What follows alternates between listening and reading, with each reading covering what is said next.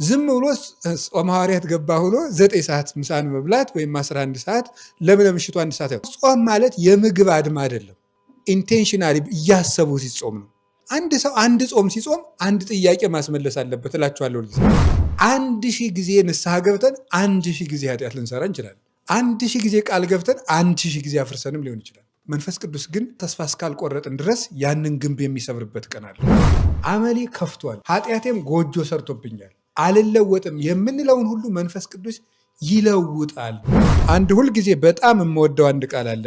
ቶሎ ቶሎ እንኳን ማልናገረው ደስ ስለሚለኝ ማለት ነው። አእምሮን ሁሉ የሚያልፍ የእግዚአብሔር ሰላም ከእናንተ ጋር ይሁን የሚል።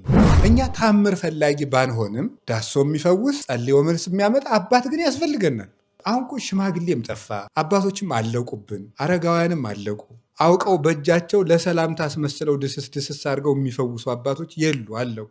መንፈስ ቅዱስ እኛን በማናውቀው መንገድ ይረዳናል። እንጎዳበታለን ባልነው ነገር እንድንጠቀምበት፣ አልቋል ያልነው ነገር በረከት እንዲሆን፣ ጠፍቷል ያለው እንዲገኝ፣ ጠላት ነው ይገለናል ያልነው ሰው ወዳጅ እንዲሆነን በማድረግ ከኛ ግምትና ቁጥጥር ውጭ በሆነ ከኛ እውቀት ውጭ በሆነ መንገድ የሚገኝ የእግዚአብሔር ሰላም ፍጹም ስጋዊ እንኳ ብንሆን ይሄን 3 ነገር ሊያደርግልን መንፈስ ቅዱስ ከኛ ርቆ አያውቅም። መመነን ቀላል ነው። ቤትውና ቀላል ነው። ቅጠል መብላት ቀላል ነው። ባህር ውስጥ መጸለይ ቀላል ነው። 150 ዳዊትን 100 ጊዜ መጸለይ ቀላል ነው። ከማን ጋር ሲሆኑ? ከመንፈስ ቅዱስ ጋር ሲሆኑ። መንፈስ ቅዱስ ሲርቅሳ አቡነ ዘበሰማያት ከድንጋይ እሺ ትከብዳለች።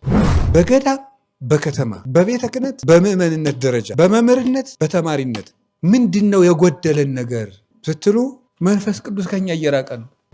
ስለ ዘረኝነት እየተነገረን የማይገባን ስለምንድን ነው? ሰው በጎጠኝነት እየተራረደ ያለው ምንድን ነው? ሰው የክርስቶስን መስቀል ይዞ የሚተራረደው ለምንድን ነው? ለምንድን ነው ውስጥ ለውስጥ የሚሄደው? ለምንድን ነው አንድ መሆን ያቃተን? መንፈስ ቅዱስን ውጣልን ስላልነው። ቤተክርስቲያን ግርማዋ ኃይሏ ይሄ ነበረ። ይሄ እየጠፋ ሲመጣ ቤተክርስቲያን ዝቅ ማለት ትጀምራለች። ሁሉም ያስለቅሳታል፣ ሁሉም ያደማታል፣ ሁሉም ይወጋታል፣ ሁሉም ይነክሳታል። አቅም የለሽ ትሆናለች፣ ትደፈራለች። ለምን ሲባል የሰው ልጅ ሁልጊዜ ከሚደሰትበት ግን በነፍሱ ከሚጠላው ኃጢአት መውጣት የሚያቅተው ለምንድን ነው ሲባል መንፈሳዊ ሰው ሁልጊዜ የተረጋጋ ነው፣ ልቡም አይረበሽም። ክርስቲያን በቀመር የሚኖር ሳይሆን በመንፈስ ቅዱስ የሚመራ ነው። ዘመንን የሚሻገር መንፈሳዊ ክርስቲያን እንጂ የእውቀት ክርስቲያን አይደለም። አጥተን ካልወደድ ነው እግዚአብሔርን፣ ተሰድበን ካልወደድ ነው፣ ተገፍተን ካልወደድ ነው፣ ቤታተን ካልወደድ ነው፣ ሰው ጠልቶን ካልወደድ ነው። ምንድነው ለእግዚአብሔር የምናደርገው ነገር? ፍቅራችንስ የምንገልጥበት በለስ የትኛው ነው? የመንፈስ ቅዱስ ኃይል ዛሬም ቤተክርስቲያን ውስጥ መኖሩን በምን ታረጋግጣለህ ስትሉኝ፣ ድሮ ሐዋርያት በስጋ ደካማ ሆነው ያን ሁሉ መስራታቸው፣ ዛሬ ደግሞ ጅላጅል ሁነንም ቤተክርስቲያን መኖሯል። መንፈስ ቅዱስ ወደዚች ምድር ተመስሎ የወረደባቸው 4 መንገዶች በእኛ ሕይወት ውስጥ የሚሰራባቸውን መንገዶች የሚያሳዩ ናቸው። ኃጢአት አንዱ ችግሩ አለመጠገቡ ነው። የዛሬን ሰርቸው ድጋሚ አንሰራም ስንል ዛሬ እንደዛ እንላለን እንጂ በሌላ ቀን ደግሞ መልሰን እንሰራዋለን። ሌላ ቀን ደግሞ የዛሬ እንላለን መልሰን እንሰራዋለን። የኃጢአት መልስ የለም። ሃሌሉያ። በስመ አብ ወወልድ ወመንፈስ ቅዱስ አሐዱ አምላክ። በስመ አብ ወወልድ ወመንፈስ ቅዱስ አሐዱ አምላክ። በስመ አብ ወወልድ ወመንፈስ ቅዱስ አሐዱ አምላክ አሜን። ይትባረክ እግዚአብሔር አምላከ አበዊነ ቅዱሳን ዘሰብሐ ምህረቱ በላዕሌነ። ምህረቱን ቸርነቱን ይቅርታውን በሕይወታችን ላይ ያጸናልን የአባቶቻችን ፈጣሪያችን እግዚአብሔር በአንድነቱ በሦስትነቱ ለሚያደርግልን በጎ ይቅርታው ሁሉ ለክቡር መንግስቱ ክብር ምስጋና ይግባው።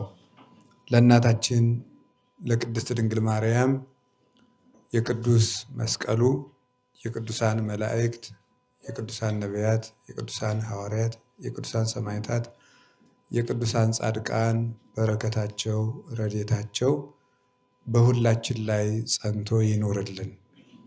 ክቡር መምህራችን መምህር አባ ገብረስላሴ ምህረት የርዕሰ ገዳማት ወአድባራት ጣና ቅዱስ ቂርቆስ የአባቶችና የእናቶች አንድነት ገዳም አበምኔት፣ የተከበራችሁ አባቶቻችን ካህናት፣ ወንድሞቻችን ዲያቆናት፣ ደቀ መዛሙርት፣ የተከበራችሁ አባቶቻችን፣ አበው መናንያን፣ እናቶቻችን እማት መናንያን፣ በዚህ የተሰበሰባችሁ የጌታችን ኢየሱስ ክርስቶስ የድኅነት ማህበር የምትሆኑ ምዕመናንና ምዕመናት፣ በጉባኤ ቤታችን የመገናኛ መረብ ሳምንታዊ ጉባኤያችንን የምትከታተሉ ኦርቶዶክሳውያን፣ ይህንን ድምፅ የምትሰሙ ኢትዮጵያውያን፣ ኤርትራውያን ሁላችሁም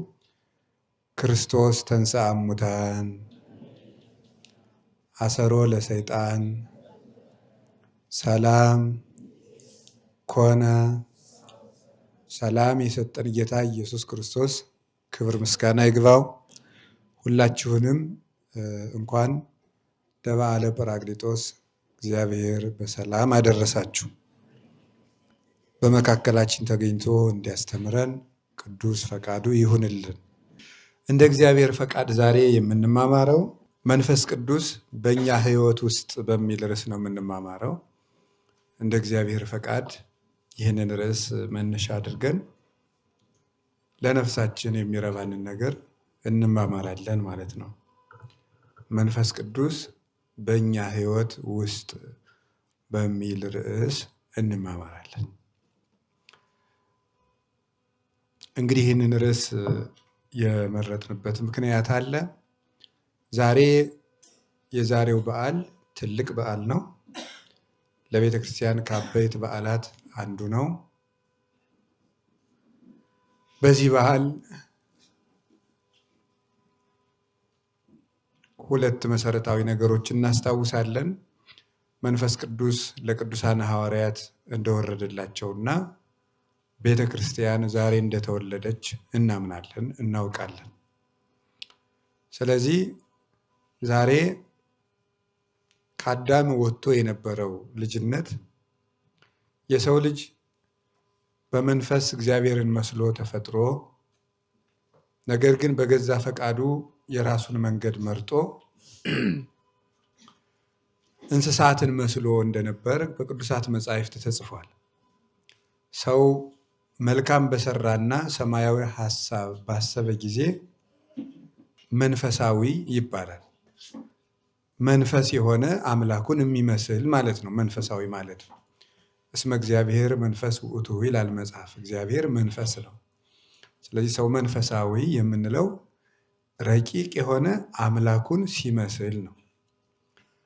ከዚያ ወጥቶ ደግሞ የራሱን ፈቃድ ሲከተል ስጋ ይባላል።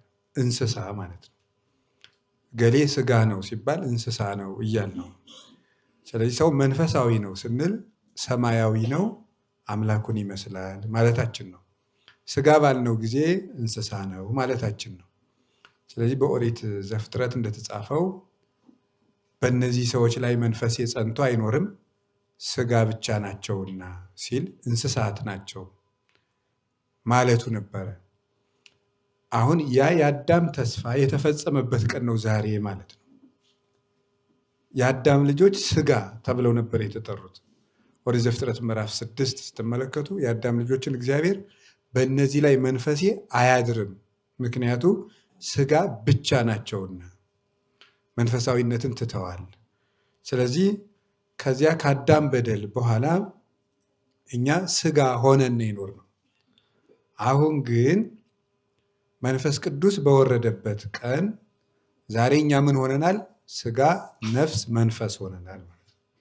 የሰላም አምላክ እግዚአብሔር ስጋችሁን ነፍሳችሁንና መንፈሳችሁን ይቀድስላችሁ ተብለን የተመረቅነው ከዚህ የተነሳ አሁን ሶስቱ ታረቁ ማለት ነው። የእርቅ ጌታ መንፈስ ቅዱስ በመውረዱ የአዳም ቀጠሮ አንዱ የተፈጸመለት ዛሬ መንፈስ ቅዱስ በመውረዱ ነው። ቅዱሳን ሐዋርያት ድንቁርና የራቀላቸው ኃይል ያገኙ ምስጢር የተገለጸላቸው በዚሁ ቀን ነው። ቅድስት ቤተ ክርስቲያን ልጆቿን ከእናት ከአባት የተወለዱ ልጆቿን ከመንፈስ የምትወልድበትን ስልጣን ያገኘችው ዛሬ ነው። ስለዚህ ዛሬ የቤተ ክርስቲያን ልደት ነው። የቤተ ክርስቲያን ልደት ነው ባልን ጊዜ ምን ማለታችን ይመስላችኋል? ወበዛቲ ዕለት ተፈጸመ ፍስሐ ለቤተ ክርስቲያን ይላል ሊቁ። በዚህ ዕለት የቅድስት ቤተ ክርስቲያን ደስታዋ ተፈጸመ። ስለዚህ የቤተ ክርስቲያን ልደቷ ባልን ጊዜ ምን ማለታችን ይመስላችኋል? ክርስቶስ እስከሚመጣ ድረስ የሚወለዱ ምዕመናን ሁሉ ልደታቸው ማለት ነው።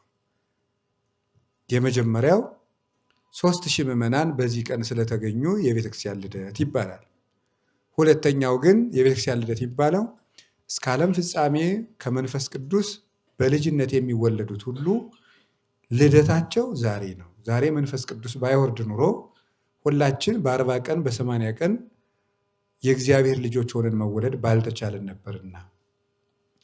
ሌላኛው ግን የቤተ ክርስቲያን ልደት የሚባለው የምስጢራት ልደታቸው ማለት ነው።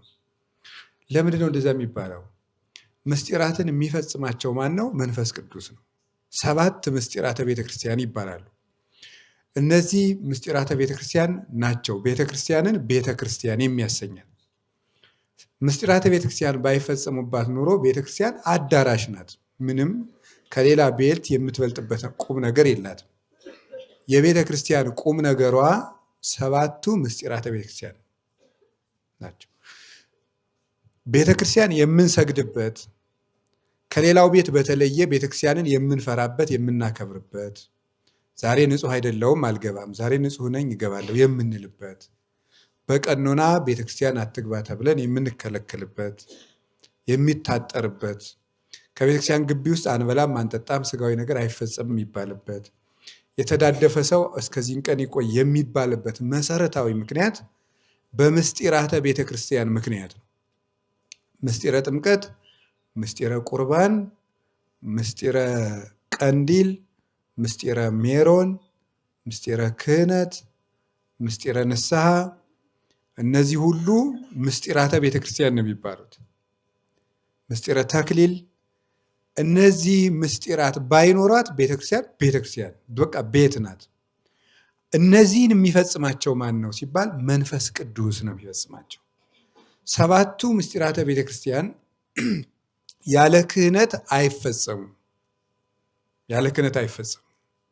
7ቱ ምስጢራተ ቤተክርስቲያን የሚፈጸመው በክህነት ከሆነ ደግሞ ክህነት የሚሰጠው ደግሞ በመንፈስ ቅዱስ ነው።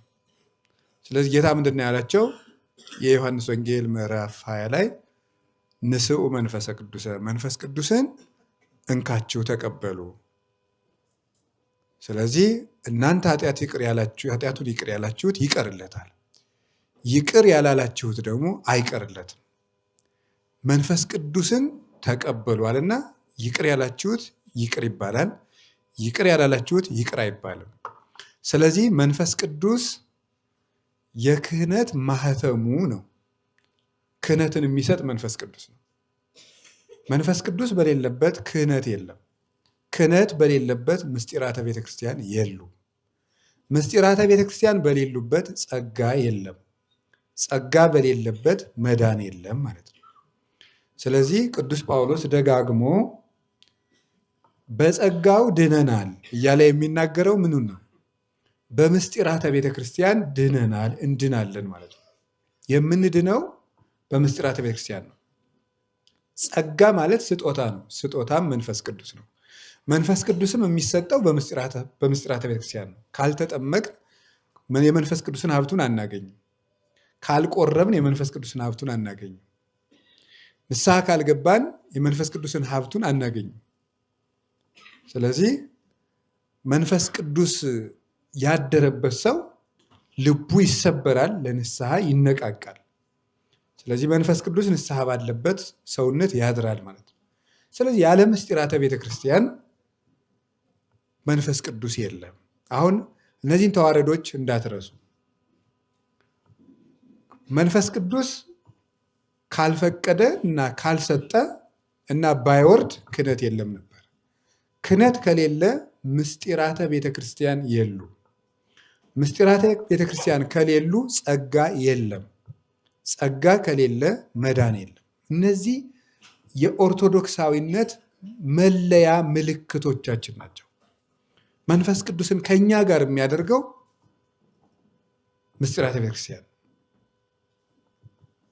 ስለዚህ ዛሬ የቤተክርስቲያን ልደቷ ነው ባል ይሄንን አጥምቃ ልጆቿን ከስላሴ የምትወልድበትን ህብስቱን ወደ አምላክ ስጋ ወይኑን ወደ አምላክ ደም ለውጣ ልጆቿን የምታቆርብበትን ስጋውያን ልጆቿን ከመንፈሳዊ ከክርስቶስ ቅዱስ ስጋ ክቡር ደም ጋር የምታዋህድበት ምስጢረ ቁርባን።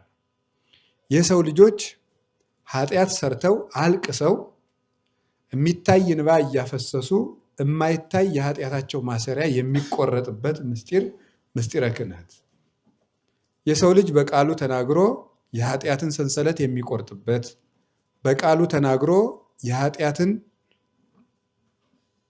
ያልታሰረውን እግር በግዝት የሚያስርበት የመንፈስ ቅዱስን ስልጣን ክህነት ያገኘችበት። አንድ ወንድና አንድ ሴት የተለያየ ጾታ ሲኖራቸው ተጋብተው አንድ የሚሆኑበት ምስጢር መንፈስ ቅዱስ ነው። መንፈስ ቅዱስ ባይኖር መንፈስ ቅዱስ ባይወርድ በኦርቶዶክስ ጋብቻ ምስጢር አይባልም ነበረ። ሁለት ሰዎችም አንድ መሆን ባልቻሉ ነበረ። ሁለት ናቸው እንጂ አንድ ናቸው እንጂ ሁለት አይደለም። ዛስተጻመረ እግዚአብሔር ሰብ ኢይፍልጥ፣ ሰው እግዚአብሔር አንድ ያደረገውን መለየት አይችልም ተብሎ በማቴዎስ ወንጌል ምዕራፍ 19 የተነገረው ሁለት ሰዎች አንድ መሆን የቻሉት አንድ አድራጊው መንፈስ ቅዱስ ስለወረደ ነው። መንፈስ ቅዱስ ባይኖር የኦርቶዶክስ ጋብቻም እስመ ክቡር አውስቦ በኩለሄ፣ ጋብቻ በስራ ሁሉ ክቡር ነው። ወለምስካቦሙኒ ያልወቱ ስዕበት፣ ለመኝታቸውም እድፈት የለውም ተብሎ በዕብራውያን መጽሐፍ እንደተነገረን መተዳደፍ የሌለበት ንጹህ ጋብቻ የተባለው አብይ ዝንቱ ምስጢር ወእብሎ በእንተ ክርስቶስ ወበእንተ ቤተ ክርስቲያኑ። ጋብቻ ታላቅ ምስጢር ነው። እኔም ይህን ጋብቻ ስለ ክርስቶስና ስለ ቤተ ክርስቲያን ምስጢር ምሳሌ አድርጌ እናገረዋለሁ ብሎ ቅዱስ ጳውሎስ ኤፌሶን ምዕራፍ 5 ቁጥር 31 ላይ እንደነገረን ምስጢር ያሰኘው መንፈስ ቅዱስ ስለወረደ ነው። ስለዚህ የሰው ልጆች ቅዱሱን ቅባት ተቀብተው የመንፈስ ቅዱስ ማደሪያ ማህተም የሆኑት አጋንንት የሚፈራቸው በምስጢራተ ቤተክርስቲያን ነው። ይሄ የተገኘው አስቀድሰን መቁረብ፣ ንስሐ ገብተን ይቅርታ ማግኘት፣ ተጠምቀን የሥላሴ ልጅ መሆን የቻልነው ዛሬ መንፈስ ቅዱስ ስለወረደ ነው። ስለዚህ ዛሬ የቤተ ክርስቲያን ልደቷ ነው ማለት የምስጢራቷ ልደት ነው። ምስጢራትን የሚፈጽማቸው መንፈስ ቅዱስ ስለሆነ ነው። እንግዲህ ይሄንን አወቅን። ስለዚህ ዛሬ የአዳም ተስፋው ተፈጸመ። ለዚህ ነው የአባቴን ተስፋ ጠብቁ እፌኑ ለክሙ ተስፋሁ ለአብ፣ የአባቴን ተስፋ እልክላችኋለሁ አላቸው። ስለዚህ የአባቱ ተስፋ ማለት በብሉይ ኪዳን በነቢያት ያናገረው መንፈስ ቅዱስ ማለት ነው። የአባቱ ተስፋ የአባቴ ተስፋ እያለም የሚጠራው ብሉይ ኪዳን ለአብ እየተቀጸለ ስለሚነገር ነው። ብሉይ ኪዳኑን የአብ መግቦት ተደርጎ ይሰጣል። አዲስ ኪዳኑ ለወልድ ይሰጣል። ከበዓለ ጰራቅሊጦስ ያለው መግቦት በኋላ ያለው ለመንፈስ ቅዱስ ይሰጣል። ሶስቱም ግን በሶስቱ መግቦት ውስጥ በተዋሕዶተ ህላዌ አሉበት። ስለዚህ አባቴ ተስፋ ያለው የነቢያት ተስፋ ማለቱ ነው። አባቴ በነቢያት ያናገረው ለዚህ ነው። ዘነበበ በነቢያት ከአብ ከወልድ ጋር በነቢያት አድሮ የተናገረ ብለን መንፈስ ቅዱስን የምናከብረው ለዚህ ነው። በነቢያት የተናገረ በተስፋነት ነቢያትን ለትንቢት አነቃቅቶ አናግሯል። በተስፋነትም ተነግሯል። ይወርዳል ይመጣል ተብሎ። ስለዚህ ዛሬ የአዳም ተስፋው ፍጹም ተፈጸመ። የአባቶቻችን ተስፋቸው የተፈጸመበት ቀን ነው። መንፈስህን ከኔ አታርቅ ወመንፈሰከ ቅዱሰ ኢታውፅእ እምላይሌ፣ ቅዱስ መንፈስህን ከኔ አታርቅብኝ አትውሰድብኝ። ወበመንፈስ አዚዝ አጽንዓኒ፣ በጽኑ መንፈስህ አጽናኝ እያለ ቅዱስ ዳዊት መዝሙር 50 ቁጥር 17 ላይ እንደነገረን አባቶቻችን ይህ መንፈስ እንዳይርቃቸው ሲለምኑት የነበሩት እባክህ ቅርብ አድርገው ሲሉት የነበሩት ተስፋ የተፈጸመበት ነው። ተወጽእ በትር እምስሮ እሴይ ወያርግ ጽጌ እምጉንዱ፣ ከእሴይ ስር ቁጥቋጦ ትወጣለች፣ ከቁጥቋጦውም አበባ ይወጣል ወይዐርፍ በላዕሌሁ መንፈስ እግዚአብሔር፣ በላዩ ላይም የእግዚአብሔር መንፈስ ያድርበታል። መንፈሰ ጥበብ ወልቡና፣ የጥበብና ልብ የሚያስደርግ መንፈስ በሱ ላይ ያርፍበታል። መንፈሰ ምክር ወኃይል፣ የኃይልና የምክር መንፈስ ያርፍበታል ተብሎቶ እነዚህ 7ቱ የመንፈስ ቅዱስ ሀብታት የሚባሉት በኢሳይያስ 11 የተዘረዘሩት ቁጥቋጦ ያቺ የወጣችው በትር ድንግል ማርያም ሆና ከሷ የወጣው አበባ ኢየሱስ ክርስቶስ ሆኖ በሱ ምክንያት በሱ ላይ 7 መንፈሶች ያድሩበታል ማለት ኢየሱስ ክርስቶስ የመንፈስ ቅዱስን ፍጹም ሀብቱን ለምእመናን ይመልሳል ማለት ነው። ያድርበታል መባሉ ክርስቶስ እንደ ነቢያት ወይም እንደ ሐዋርያት ፍጡር ሆኖ የመንፈስ ቅዱስ ጸጋ ስለሚያድርበት ሳይሆን ስለኛ ሀደረ ቦቱ የሀድር ቦቱ እየተባለ ይነገርለታል። ያድርበታል፣ አድሮበታል ተብሎ ይነገርለታል። በእኛ ተገብቶ እኛ በእኛ ላይ ማደሩ ለወልድ እየተሰጠ ይነገራል። በእንቲአነ ማለት ስለኛ በእኛ ያደረውን ለወልድ እያደረገ ይናገረዋል።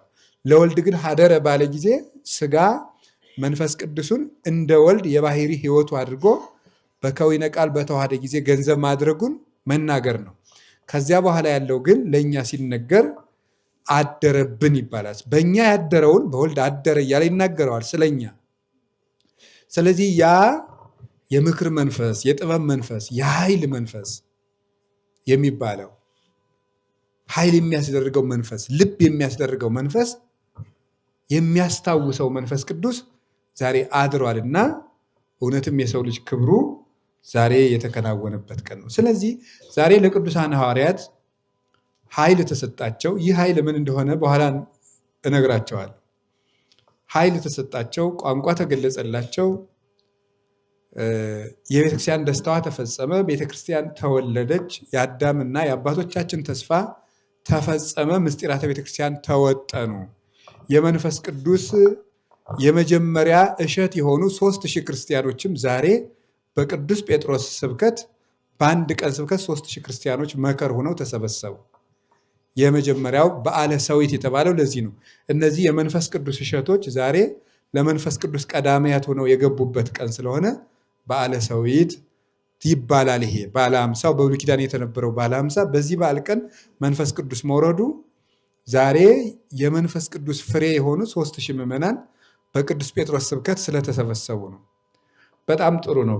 ለቅዱሳን ሐዋርያት እንዲህ ተደረገላቸው ብለናል።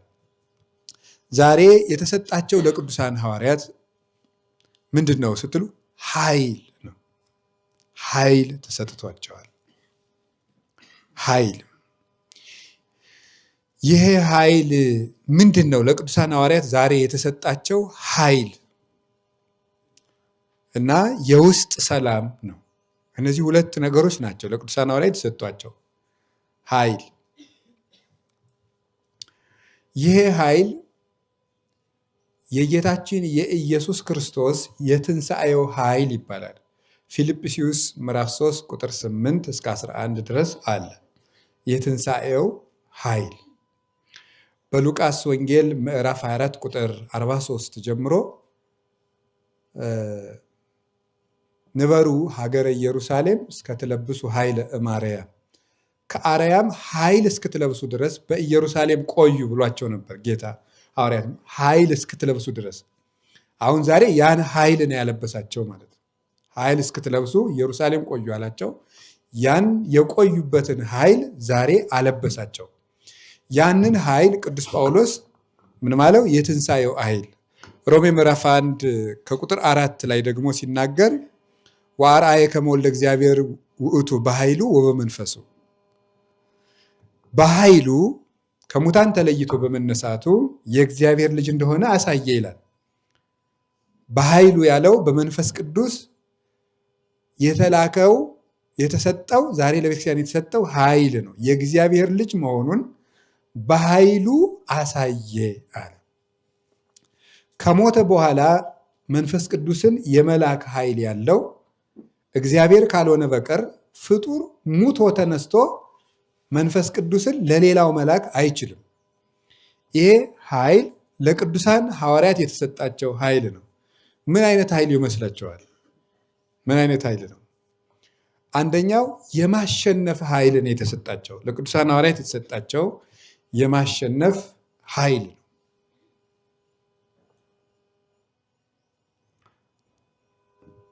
ይሄ የማሸነፍ ኃይል ቅዱሳን ሐዋርያት ዓለምን ያሸንፉበት ኃይል ነው። እንግዲህ እንደምታውቋቸው ከአሁን በፊትም እንደተመማርነው ቅዱሳን ሐዋርያት በቁጥራቸው ጥቂት ናቸው። በጉልበታቸው ደካሞችና የ3 ዓመት ረሃብ የኖረባቸው ናቸው። በፊትም ቢሆን ጠግቦ አዳሪዎች አልነበሩም።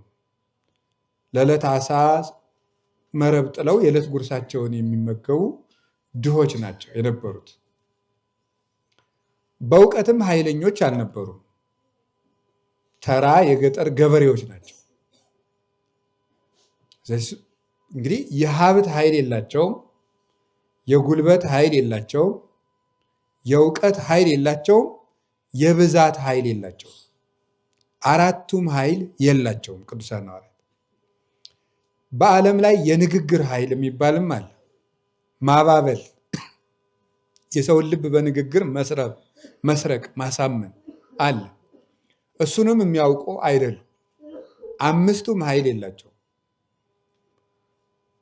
ወደ ዓለም ሲሄዱ ሰውን አብልተው በገንዘብ ፍቅር ልቡን የሚመልሱበት ከረጢት ወይም ቋጠሮ አልነበራቸው። ውሻ የሚከላከሉበት እንኳን ጨንገር እንዲይዙ አልተፈቀደላቸው። ሩጠው እንዲያመልጡ ጫማ እንዲጫሙ አልፈቀደላቸው። አንድ ወይም 2 ሰይፍ እንዲታጠቁ አልፈቀደላቸውም። ይልቁንም ሰይፍን የሚያነሱ በሰይፍ ይጠፋሉ፣ ሰይፋችሁን ወደ ሰገባው መልሱ ብሎ ሰይፍ እንዳያነሱ ሰጥቷቸዋል፣ አዟቸዋል። የሰው ልጅ ይሄንን 5 ኃይል ካልያዘ በስተቀር ዓለምን ሊያሸንፍ አይችልም። በዚህ ዓለም ላይ የሚያሸንፉ ኃይሎች እነዚህ ናቸው። ከጨመርንበት 7 ሊሞሉ ይችላሉ።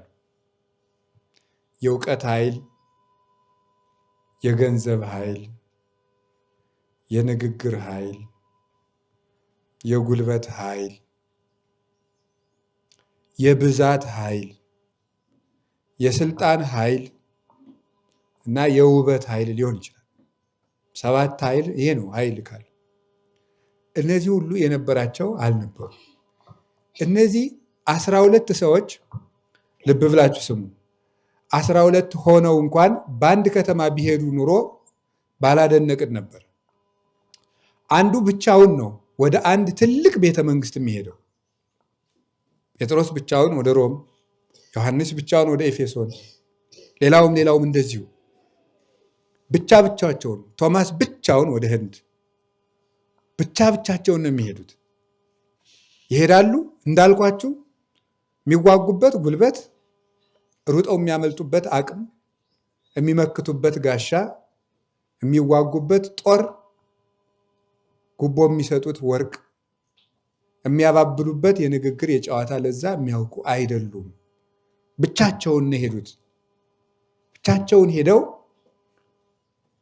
ወሞኡ ኃይለ ነገሥት ይላቸዋል ቅዱስ ጳውሎስ ዕብራውያን ምዕራፍ 11 ላይ ሲናገር የነገስታቱን ኃይል ድል ነሱ ይላቸዋል። የነገስታትን ኃይል ድል የነሱበት ኃይል ይህ የመንፈስ ቅዱስ ኃይል ነው። የመንፈስ ቅዱስ ኃይል ሰው ብቻውን ቆሞ እልፍ ሰራዊት ያለውን ንጉስ ሳይናገር ሰይፍ ዱላ ሳይዝ የታጠቁ ወታደሮችን ማንበርከክ፣ አንድ መናኛ ሰው ንግግር መርጦ የሚሰማን የንጉስ ጆሮ ሰብሮ መግባት፣ ይህ የመንፈስ ቅዱስ ኃይል ነው። ቤተ ክርስቲያን ይሄ ኃይል አላት። እንዴት ሆኖ ነው በግሪክ ፍልስፍና የተጠለቀለቀውን ዓለም አንድ አሳ ጎታች ገበሬ እየሄደ ጸጥ ሲያሰኘው የነበረው? የመንፈስ ቅዱስ ኃይል ነው። በነገር መራቀቅ አይደለም። ቤተክርስቲያን በዚህ ነው የምትኖረው። አሁን ቤተክርስቲያን ጉልበቷ ይሄ ነው። ወደዚህ የተመለሰች እንደሆነ ነው ቤተክርስቲያን ጉልበተኛ የምትሆነው። ሌላ ሁሉ ዝም ብሎ መራቀቅ ነው። የብልጣብልጥ ጉዞ ነው። ወደዚህ ወደ መንፈስ ቅዱስ ኃይል ከመጣች ቤተክርስቲያንን የሚቋቋማት ጨርሶ የለም። ዝም ነው የሚለው፣ የሚመልስ የለም። ከንግግራቸው ግርማ የተነሳ ጸጥ ይላል። ነገስታት የሚመልሱትን አጥተው ያምናሉ። ወታደሮች በክርስቶስ ፍቅር ተነድፈው ሰይፍ ይዘው መጥተው እነዚህ የሚወጋ ሾተል ይዘው ይመጣሉ። እነዚያ ሐዋርያት ግን በክርስቶስ ውስተ ልቦሙ ለጸላእተ ንጉሥ ሐጽከ ኃያል ስሁል ኃያል ወልደ እግዚአብሔር ቀስቶች ሐዋርያት የተቡ የተሳሉ የተቡ የጋሉ ናቸው። እነዚያ በሾተል ሊነድፉ ሲመጡ ሐዋርያት በክርስቶስ ቃል ልባቸውን ይነድፏቸዋል። ከቃሉ ጋር የክርስቶስን ፍቅር አብረው ይወረውሩታል። በዚያ ቀስት ልባቸውን ይነድፋሉ። ሰይፍ ይዞ የመጣው ወታደር በጦር መንደፉ ይቅርና በክርስቶስ ፍቅር ተነድፎ ሰይፉን ወርውሮ ጥሎ እኔም በክርስቶስ ስም እሞታለሁ ይላል። ይህ የመንፈስ ቅዱስ ኃይል ነው። ዛሬ ቤተክርስቲያን ግርማዋ ኃይሏ ይሄ ነበረ። ይሄ እየጠፋ ሲመጣ ቤተክርስቲያን ዝቅ ማለት ትጀምራለች። ሁሉም ያስለቅሳታል፣ ሁሉም ያደማታል፣ ሁሉም ይወጋታል፣ ሁሉም ይነክሳታል። አቅም የለሽ ትሆናለች፣ ትደፈራለች። ለምን ሲባል ከልግሂቅ እስከ ደቂቅ ተባብረን ተጠቃቅሰን ከዳተኞችና ከመንፈስ ቅዱስ የጎደልን በመሆናችን ምክንያት ይሄ ነው ቤተክርስቲያንን የሚያስከብራት ግርማ። ይሄ ነው። ይህን ኃይል ነበር የነበራቸው። ሎሌ ሆነው ገብተው አሸንፈው ይወጣሉ። ሎሌ ሆነው ገብተው እነ ቅዱስ ዮሐንስ ወንጌላዊ እረኛ ሆነው ገብተው ኃይል ይዘው ይወጣሉ። ድሪቶ ለብሰው የወርቅ ካባ የለበሱትን ልብ ያንበረክካሉ። ይህ የመንፈስ ቅዱስ ኃይል ነው። ስለዚህ አንዱ የማሸነፍ ኃይል ነው። ሁለተኛው በመከራ የመደሰት ኃይል ተሰጥቷቸዋል። ዛሬ ለቅዱሳን ሐዋርያት በመከራ የመደሰት ኃይል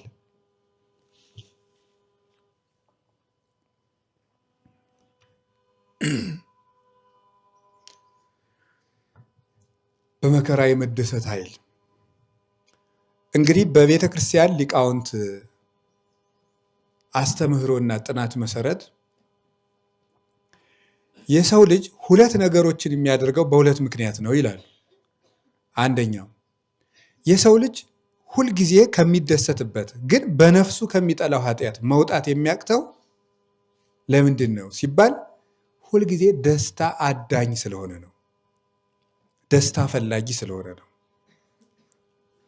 የሰው ልጅ ትንሽ በተቆነጠጠ ቁጥር አኩራፊና ተስፋ ቆራጭ የሚሆነው ስለምንድን ነው ሲባል ደስታ አዳኝ ስለሆነ ነው።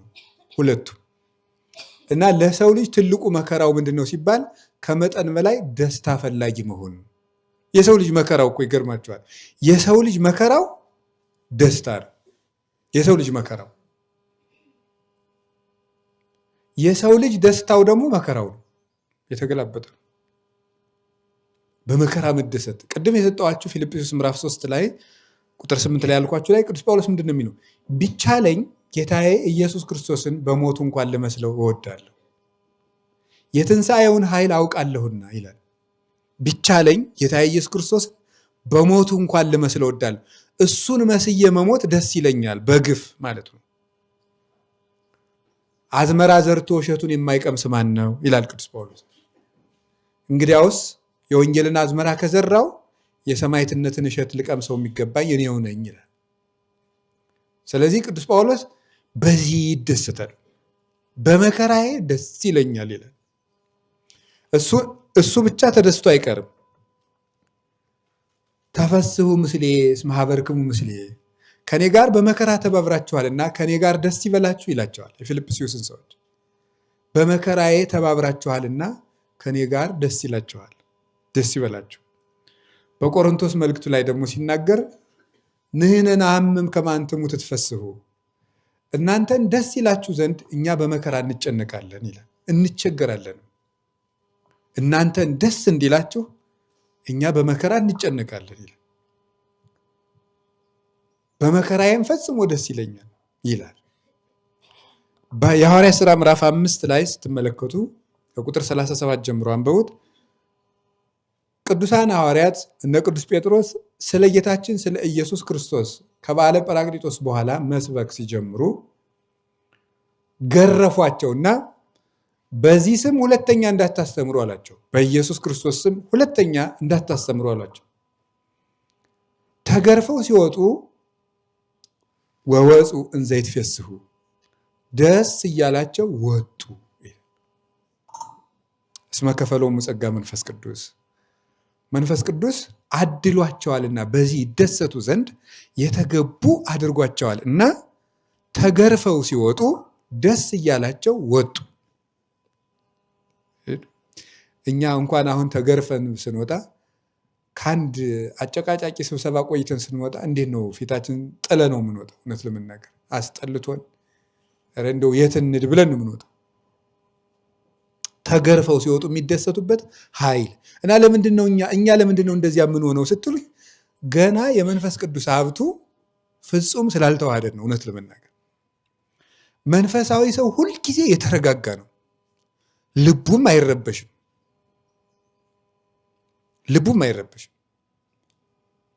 ልቡ ለጻድቅ ውኩል ከማንበሳ የተባለው ይሄ ነው። እንዲህ አሁን ኧረ በዚህ ሰዓት ነደደ ቢባል አይደነግጥም። ዓለም ሁሉ አንተን እያማህ ነው ቢሉት አይረበሽም።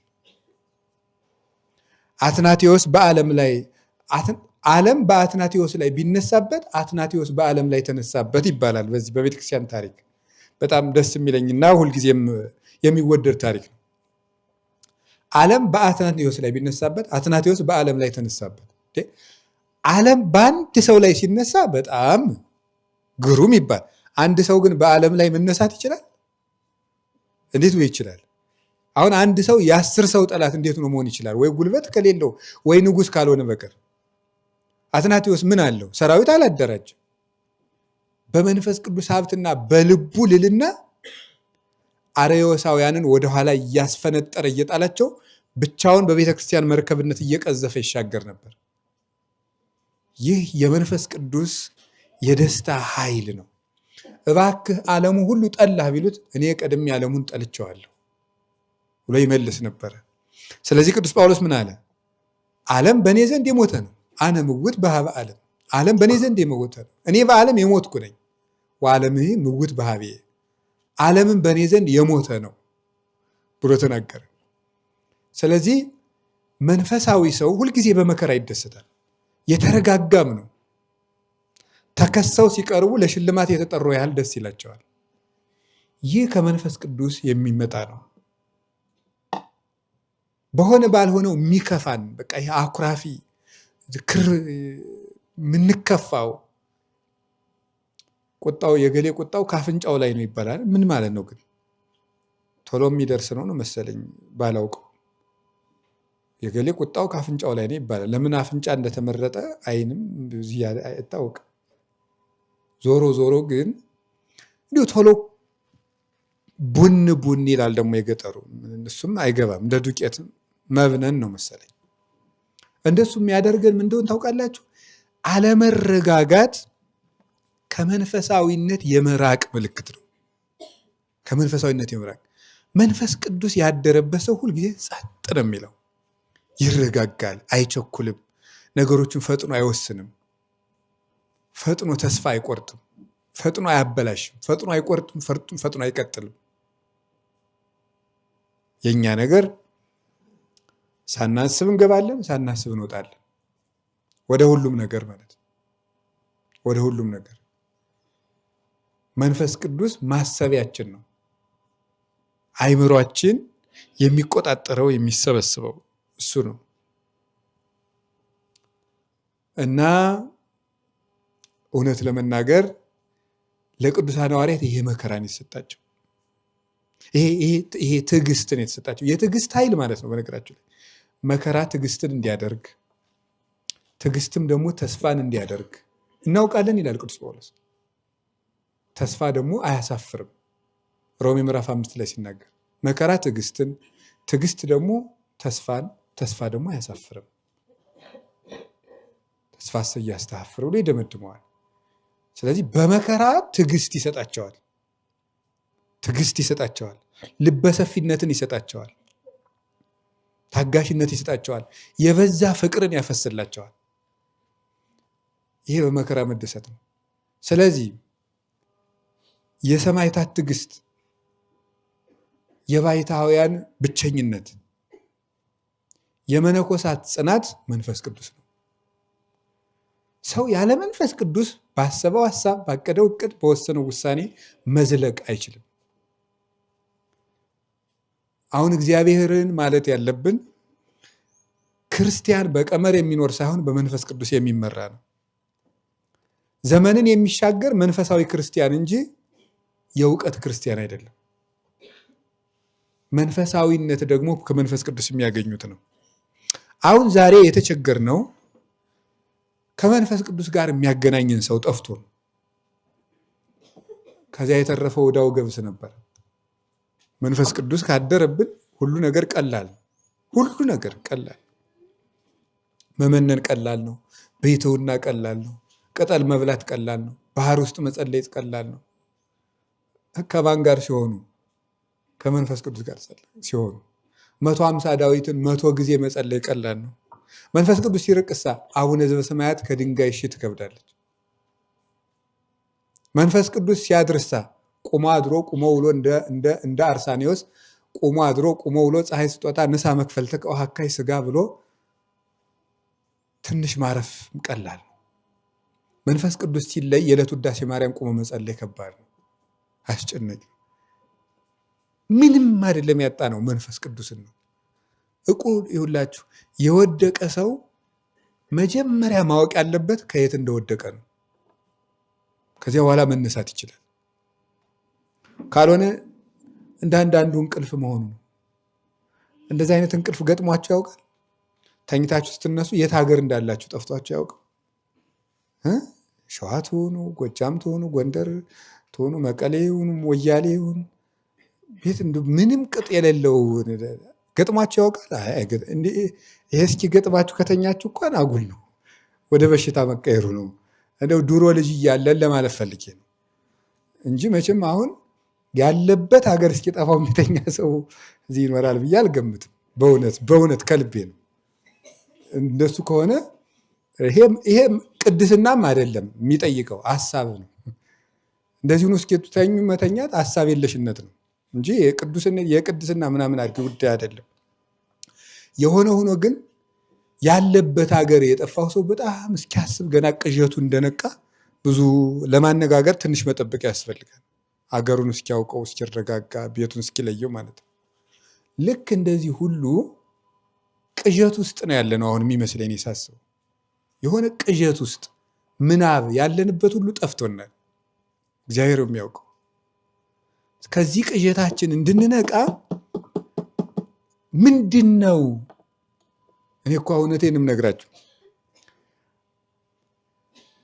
በገዳም በከተማ በቤተ ክህነት በምዕመንነት ደረጃ በመምህርነት በተማሪነት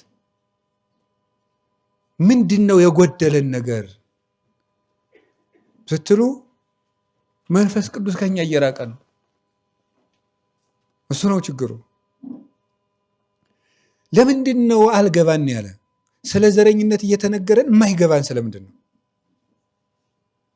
ሰው በጎጠኝነት እየተራረደ ያለው ምንድን ነው? ሰው የክርስቶስን መስቀል ይዞ የሚተራረደው ለምንድን ነው? ለምንድን ነው ውስጥ ለውስጥ የሚሄደው? ለምንድን ነው አንድ መሆን ያቃተን? ሌላውን ተውት፣ ቅድስና ንጽህና የሚለው ይቅርና ሌላው ይቅርና አንድ መሆን ያቃተን ለምን ይመስላችኋል? ብቃትስ ሰው ቤት ሆኗል መቼም። አንድ መሆን ራሱ ያቃተን ለምንድን ነው?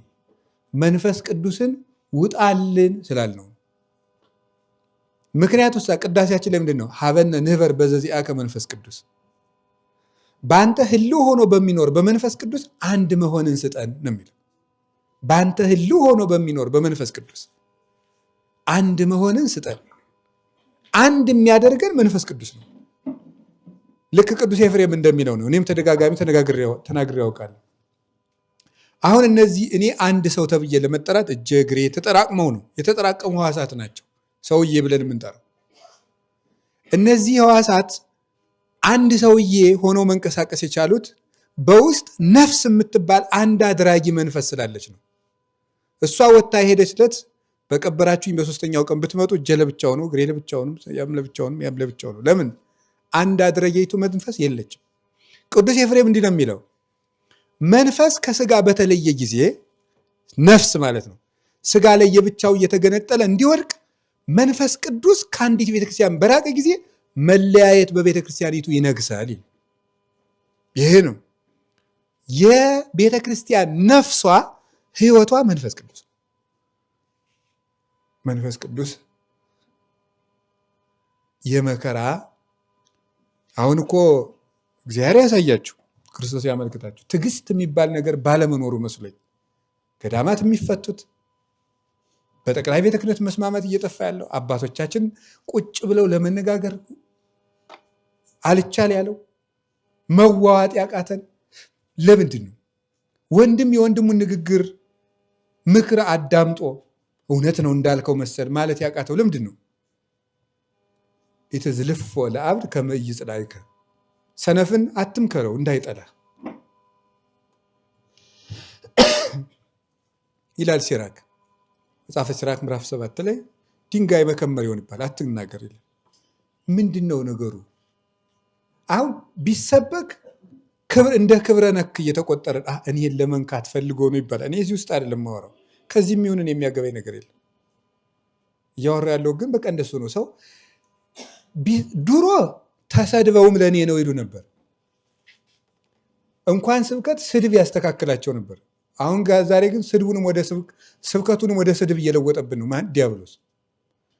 ኧረ እንዲያው መንፈስ ቅዱስ በቸርነቱ ይየን፣ በቸርነቱ ይየን። የመንፈስ ቅዱስ ጸጋው ያስፈልገናል። አሁን ይሄ የማሸነፍ ኃይል፣ በመከራ የመደሰት ኃይል፣ ታሞ የሚደሰት መነኩሴ አሁን ጥቂት ነው እንግዲህ የሚገኘው። ቆይታ ያላችሁ ታሞ የሚደሰት መነኩሴ ጥቂት ነው የሚገኘው ወደፊት ብዬ አስባለሁ።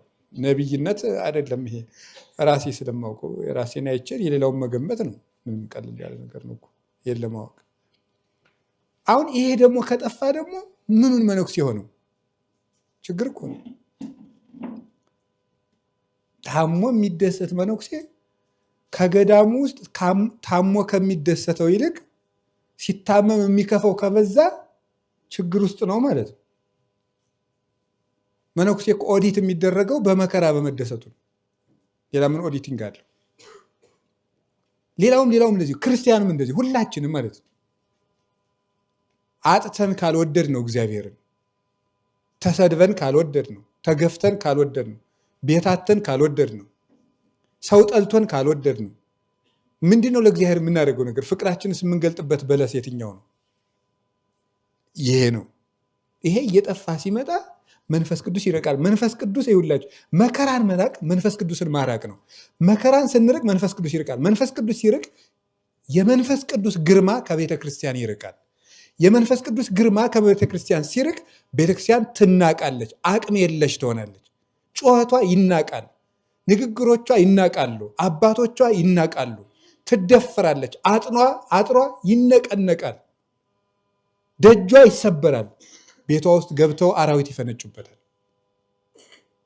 ያ የሚሆነው የመንፈስ ቅዱስ ግርማ ሲጎልን እና ለሐዋርያት ጌታ የሰጣቸው ይሄንን ነው። ሶስተኛውስ ተአምራትን የማድረግ ኃይል ሰጥቷቸዋል። ለቅዱሳን ሐዋርያት ይሄ ነው የተሰጣቸው ኃይል።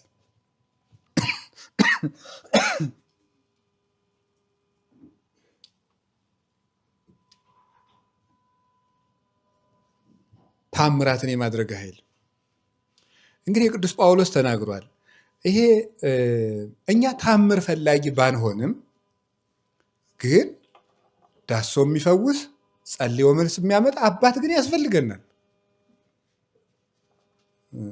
ይሄን የሚሰማ መመን ምንድን ነው? እና አንተ ሁን እንጂ ነው የሚል እንሁን ነው የሚባለው። ጎበዝ እውነቴን እኮ የምነግራችሁ አሁን እኮ ሽማግሌም ጠፋ፣ አባቶችም አለቁብን፣ አረጋውያንም አለቁ። አውቀው በእጃቸው ለሰላምታ አስመስለው ድስስ አድርገው የሚፈውሱ አባቶች የሉ፣ አለቁ። በዚያ ምክንያት እምነት ይጸና ነበረ። መበርታት ይጠበቅብናል እና ሰሞኑን አንድ ቦታ ሄጄ ነበረ። ለብቻችሁ ስለማወራችሁ እንደ ጉዞዬን ሪፖርት ስለማድረግ ይበቃል፣ ብዙ አላወራችሁም። ግን ኤፌሶን ለምሳሌ ሄጄ ነበረ። ኤፌሶን ቅዱስ ጳውሎስ መልእክት የጻፈላት አንዱ ሀገር ነው። እዚያች ሀገር ቅዱስ ጳውሎስ የዚያችን ሀገር ሰዎች ለመመለስ 2 ዓመት ነው መከራውን ያየ። 2 ዓመት መከራውን አይተው እኔማ ነው ያሳዝነኛል። እንደው ቅዱስ ጳውሎስ እንደምታዘን ለእኔና ለእናንተ ነው የሚታዘን። መከራው ግን ያሳዝናል። አንድ ሀገር ውስጥ እንደው አንድ ሰው ብቻውን ሄዶ ሲቆም በቃ አንጀቴን ነው የሚበላኝ። እንደው ብቻውን ሰው የለው ምን የለው ብቻውን ዝም ብሎ ወደማያውቀው ሀገር። አሁን እኔ እዚህ ስመጣ ማውቃችሁ አባቶች ማውቃችሁ እናቶች ቃለ ሕይወት ያሰምልኝ እንደምትሉኝ አምኜን የምመጣው እዚህ። ጳውሎስ ሲሄድ እህል ቁረስ የሚለው የለ፣ እደር የሚለው የለ፣ ጨርቅ የሚሰጠው የለ፣ ውሃ የሚያጠጣው የለ፣ የሚያድርበት ቤት የለ። ተናግሮ ሲጨርስ ታላቋ አርጤምስ ታላቅ ናት ብሎ የአንድ ሀገር ህዝብ በሙሉ ፈነዳ። የአንድ ሀገር ህዝብ እግዚአብሔር ያሳያች። እንዲህ አንድ ሀገር ህዝብ አይገርማችሁ? አርጤምስ ታላቅ ናት። አባረሩት ወደ ታች። እዚያ ላይ ሄደና ገበያ አለ፣ ባሮች የሚቀመጡበት ትንሽ ገበያ። እዚያች ወረድ ብሎ ባሮችን መስበክ ጀመረ። ትልቆችን ማመን ይሰማል። እነሱን እየለቃቀመ ይሰብካል። በዚያ ድሃውን ማለት እየመረጠ ድሆች ጀርባ ላይ ነው ቤተክርስቲያን የቆመችው። እዚያ ጊዜ ድሆች እየሰበሰበ ኋላ እነሱን ሰባሰበና ሲያበቃ አንጥረኛው በአንጥረኛ፣ ዘፋኙ በዘፈን፣ ፖለቲከኛው በፖለቲካ ብጥብጥ አድርጎ እንዴት አድርጎ ያሰብከው። ምንድን ነው የረዳው ስትሉ ተአምራት። በሱ ላይ ያደረጉ መንፈስ ቅዱስ ኃይል ገለጸለት። የዚያ ጊዜ ንግግር አዋቂ ነኝ የምትል ግሪካዊት ሁሉ ምን ታመጣለች? ንግግር በማወቅ የሚደረግ ታምር የለም። ጳውሎስ ድውዩን ፈውስ ያደርጋል። አንጥረኛ ና ፈውስ የለም። ፈላስፋ የቅዱስ ጳውሎስ ጨርቁ ይቆረጥና ሄዶ ድውይ ይበራል፣ አይን እውር ያበራል። ና ፈውስ የለም። ኃይል ሲያደርግ ወንጌል ስር ሰደደችለት። 2 ዓመት አስተማራቸው። መልሶ አቅንቶ ይገርማቸዋል። ቅዱስ ጳውሎስ 14 መልእክት ከጻፈላቸው ምዕመናን በጣም በሕይወታቸው የተመሰገኑት የኤፌሶን ምዕመናን ናቸው። በኃይል ነው፣ በቃል በስልትም ሰበከ እኮ ቅዱስ ጳውሎስ። ቀስ ብሎ መጀመሪያ ጸሐፊዎችን እየመረጠ ለብቻ አንዳንድ ሰው እያወጋ ነበር ስብከቱን የጀመረ። በዚያም ለፋ። መጨረሻ ላይ ግን የረዳው የመንፈስ ቅዱስ ኃይል ነው። መንፈስ ቅዱስ ኃይል ሲያደርግለት ተመለሱ። ስለዚህ ይሄን ኃይል ቤተክርስቲያን የጸናቸው መከራን ድል በመንሳት ያለምንም ተጨማሪ ነገር በመንፈስ ቅዱስ ብቻ በመሟገት ቅድም ያልኳቸው 7 ነገሮችን ጉራንጉሮችን ሳያንጠለጥሉ መከራን በደስታ በማሸነፍ፣ 3ኛ ደግሞ አጋንንትንና ሞትን በተአምራት ድል በመንሳት ይሄንን ዓለም ድል ነስተው ቤተክርስቲያንን በኃይል በመንፈስ ቅዱስ ኃይል አሰፏት። የምናምነው እምነት እውነት መሆኑን የምናውቅበት ዋናው ይሄ ነው። ተዋግተው ቤተክርስቲያንን የሰጡ አባቶች ስለሌሉን፣ ስለዚህ ቤተክርስቲያን ዛሬ ይሄንን 3 ኃይል ያገኘችበት ቀን ነው። ይሄንን ላደረገ ለአብ ለወልድ ለመንፈስ ቅዱስ ክብር ምስጋና ይግባው። ይህንን ኃይል እና ግርማ መንፈስ ቅዱስ ዛሬም ለቅዱስ ቤተክርስቲያን ጨምሮ ይስጥልን፣ ጨምሮ ይስጥልን፣ ጨምሮ ይስጥልን።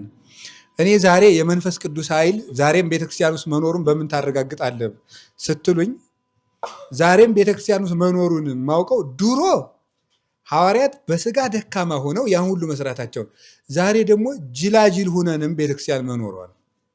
መንፈስ ቅዱስ አለ በኃይሉ እየሰራ ነው የምለው። ጅላጅል ተሰብስቦ በጣም ይቅርታ አድርጉልኝ፣ ጅል ተሰብስቦ ቤተ ክርስቲያን መቀጠሏ እውነትም መንፈስ ቅዱስ ዛሬም በኃይሉ አለ ያስብላል። አለ ባይኖርም አንዱ አሁን በማን ምክንያት ቀጠለች ሊባል ነው። ከእግር ጥፍር እስከ ራስ ፀጉራችን ድረስ እኮ በቁስል ተመተናል። ይሄ ወባው ምናምኑ ማለት ነው። ከእግር ጥፍር እስከ ራስ ፀጉር ድረስ ሰው በቁስል ተመቶ እንዴት ቆሞ ሄደ ይባላል። እግሩ አንስቶ እስከ ራሱ እንደው በቁስል ንድድ ያለ ሰው እንዴት ብሎ ቆመ ይባላል። ቤተክርስቲያን በዚህ በአፋዊ ድል ያልነሳቸው በአፋ ያለችው እቺ ቤተክርስቲያን ዛሬ ቁማ መሄዷ እንደው መንቀሳቀሳችን ራሱ እንደ ሰውም ለኪዳንም ለጸሎት መሰባሰባችን ታልቆ ተርፈክሙ እንዳለ ቅዱስ ጳውሎስ እንደው ተዋጭቀን እንኳን ተበልተን እንደው ቶሎ አለማለቃችን ራሱ መንፈስ ቅዱስ እውነትም እየሰራ ነው፣ ዛሬም አለ። ስለዚህ አንድ ተስፋ አለን ማለት ነው። እንግዲህ ለቤተ ክርስቲያንና ለቅዱሳን ሐዋርያት መንፈስ ቅዱስ ይህንን ነገር ሰጣቸው አልኳችሁ። ዛሬ ደግሞ ልነግራችሁ የፈለግኩት መንፈስ ቅዱስ በእኛ ሕይወት ውስጥ ምን ይሰራል የሚለውን ነው ማለት ነው። መንፈስ ቅዱስ ለሐዋርያት እንዲህ ያደረገላቸው፣ መንፈስ ቅዱስ ደግሞ በእኛ ሕይወት ውስጥ ምን ይሰራል? እሱን ነው ተነጋግረን የምንጨርሰው።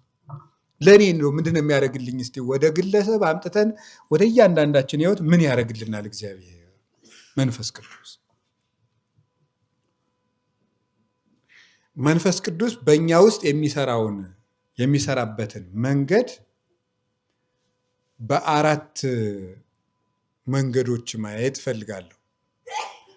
በአራት መንገዶች በእኛ ውስጥ የሚሰራበት። አሁን መንፈስ ቅዱስ ዛሬ በእኛ ሕይወት ውስጥ ይሰራል። ይሄን ከማመን ነው መንፈሳዊነት የሚጀመረው። ከመንፈስ ቅዱስ መራቅ በምን ይጀመራል ሲባል መንፈስ ቅዱስ ተለይቶኛል በማለት ነው የሚጀመረው። መንፈስ ቅዱስ ተለይቶኛል በማለት ከመንፈስ ቅዱስ መራቅ ይጀምራል። ስለዚህ አኀዊነ ኢንፈቅር ትኩኑ አብዳነ በእንተ መንፈስ ቅዱስ ያለው ቅዱስ ጳውሎስ አንደኛ ቆሮንቶስ ምዕራፍ 12 ላይ ለዚህ ነው ወንድሞቻችን ስለ መንፈስ ቅዱስ አላዋቆች እንድትሆኑ አንፈቅድም አንወድም። ምክንያቱስ መንፈስ ቅዱስ አድሮባችሁ ሳለ ገቢረ ተአምራት ስላልተደረገላችሁ መንፈስ ቅዱስ ተለይቶኛል አትበሉ ብለው አባቶቻችን ተርጉመውታል። ስለ መንፈስ ቅዱስ ሞኝ አትሁኑ ብሏል ቅዱስ ጳውሎስ። ስለዚህ መንፈስ ቅዱስ ተለይቶኛል ማለት ከመንፈስ ቅዱስ ይለያል በፍጹም። ቅድም ምን ስትል ቆይተ ነው የሚል ጥያቄ እንደሚነሳባችሁ አምናለሁ። ቅድም መንፈስ ቅዱስ እየራቀን ነው አላልክምን ልትሉ ትችላላችሁ። እሱ ማለት በፍጹም ተዋህደን አንኖርም ነው እንጂ እኛ ጋር አኗኗሩ እንደው እንደ ቸርነቱ ነው አኗኗሩ። ስራ እንዲሰራ በማያስችል መንገድ በራችን ጠርቅመን ዘግተን ደጅ ቁሞ እንደሚያንኳኳ ሆኖ ነው የሚኖረው። አጠገባችን ቁሞ አይን እያየ መቼ ይከፍቱልኝ ይሆን ብሎ ነው የሚኖረው እንጂ መኖሩም አብሮናል። ስለዚህ መንፈስ ቅዱስ ከኛ ጋር የሚሰራባቸው አራት መንገዶች ማለት መንፈስ ቅዱስ የወረደባቸው አራት መንገዶችን ነው መጠቀም የፈለገው። መንፈስ ቅዱስ የወረደባቸው አራት መንገዶች መንፈስ ቅዱስ በእኛ ሕይወት ውስጥ የሚሰራበትን መንገድ የሚጠቁሙ ናቸው። ጆሮአችሁ ይሰማል አይደለም? መንፈስ ቅዱስ ወደዚች ምድር ተመስሎ የወረደባቸው አራት መንገዶች መንፈስ ቅዱስ በእኛ ሕይወት ውስጥ የሚሰራባቸውን መንገዶች የሚያሳዩ ናቸው ነው። የመጀመሪያው መንፈስ ቅዱስ በምን አምሳል እንደሚወርድ ነው የተነገረው? በውሃ ትንቢተ ኢዩኤል ምዕራፍ 2 ቁጥር 28 ውሃ ተመስሏል። እክኡ እምነ መንፈሴ ላዕለ ኩሉ ዘሥጋ ዲበ ኩሉ ዘሥጋ ይላል። በስጋ ለባሽ ላይ ሁሉ መንፈሴን አፈሳለሁ ይላል። በስጋ ለባሽ ላይ ሁሉ መንፈሴን አፈሳለሁ ሲለው መንፈስ ቅዱስን ምን እያለው ነው? አሁን ውሃ እያለው ነው። የዮሐንስ ወንጌል ምዕራፍ 7 ላይ ደግሞ ዘጸማ ይምጻ ኀቤ ወይስተይ የተጠማ ቢኖር ወደ እኔ ይምጣና ይጠጣ በከመ ይቤ መጽሐፍ አፍላገ ማየ ሕይወት ይውህዝም ከርሱ መጽሐፍ እንደተናገረ ከዚህ ሰውም የሕይወት ውሃ ይፈልቃል ብሎ መንፈስ ቅዱስን ውሃ ብሎታል። ትንቢተ ኢዩኤልም በስጋ ለባሽ ላይ ሁሉ ውሃን አፈሳለሁ መንፈሴን አፈሳለሁ መንፈስ ቅዱስን ውሃ ብሎታል።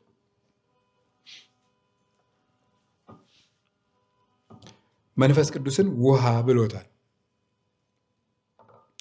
መንፈስ ቅዱስን ውሃ ያለው ለምን ማለት ፈልጎ ነው? አንደኛ መንፈስ ቅዱስ በምን ላይ አፈሳለሁ ነው ያለው?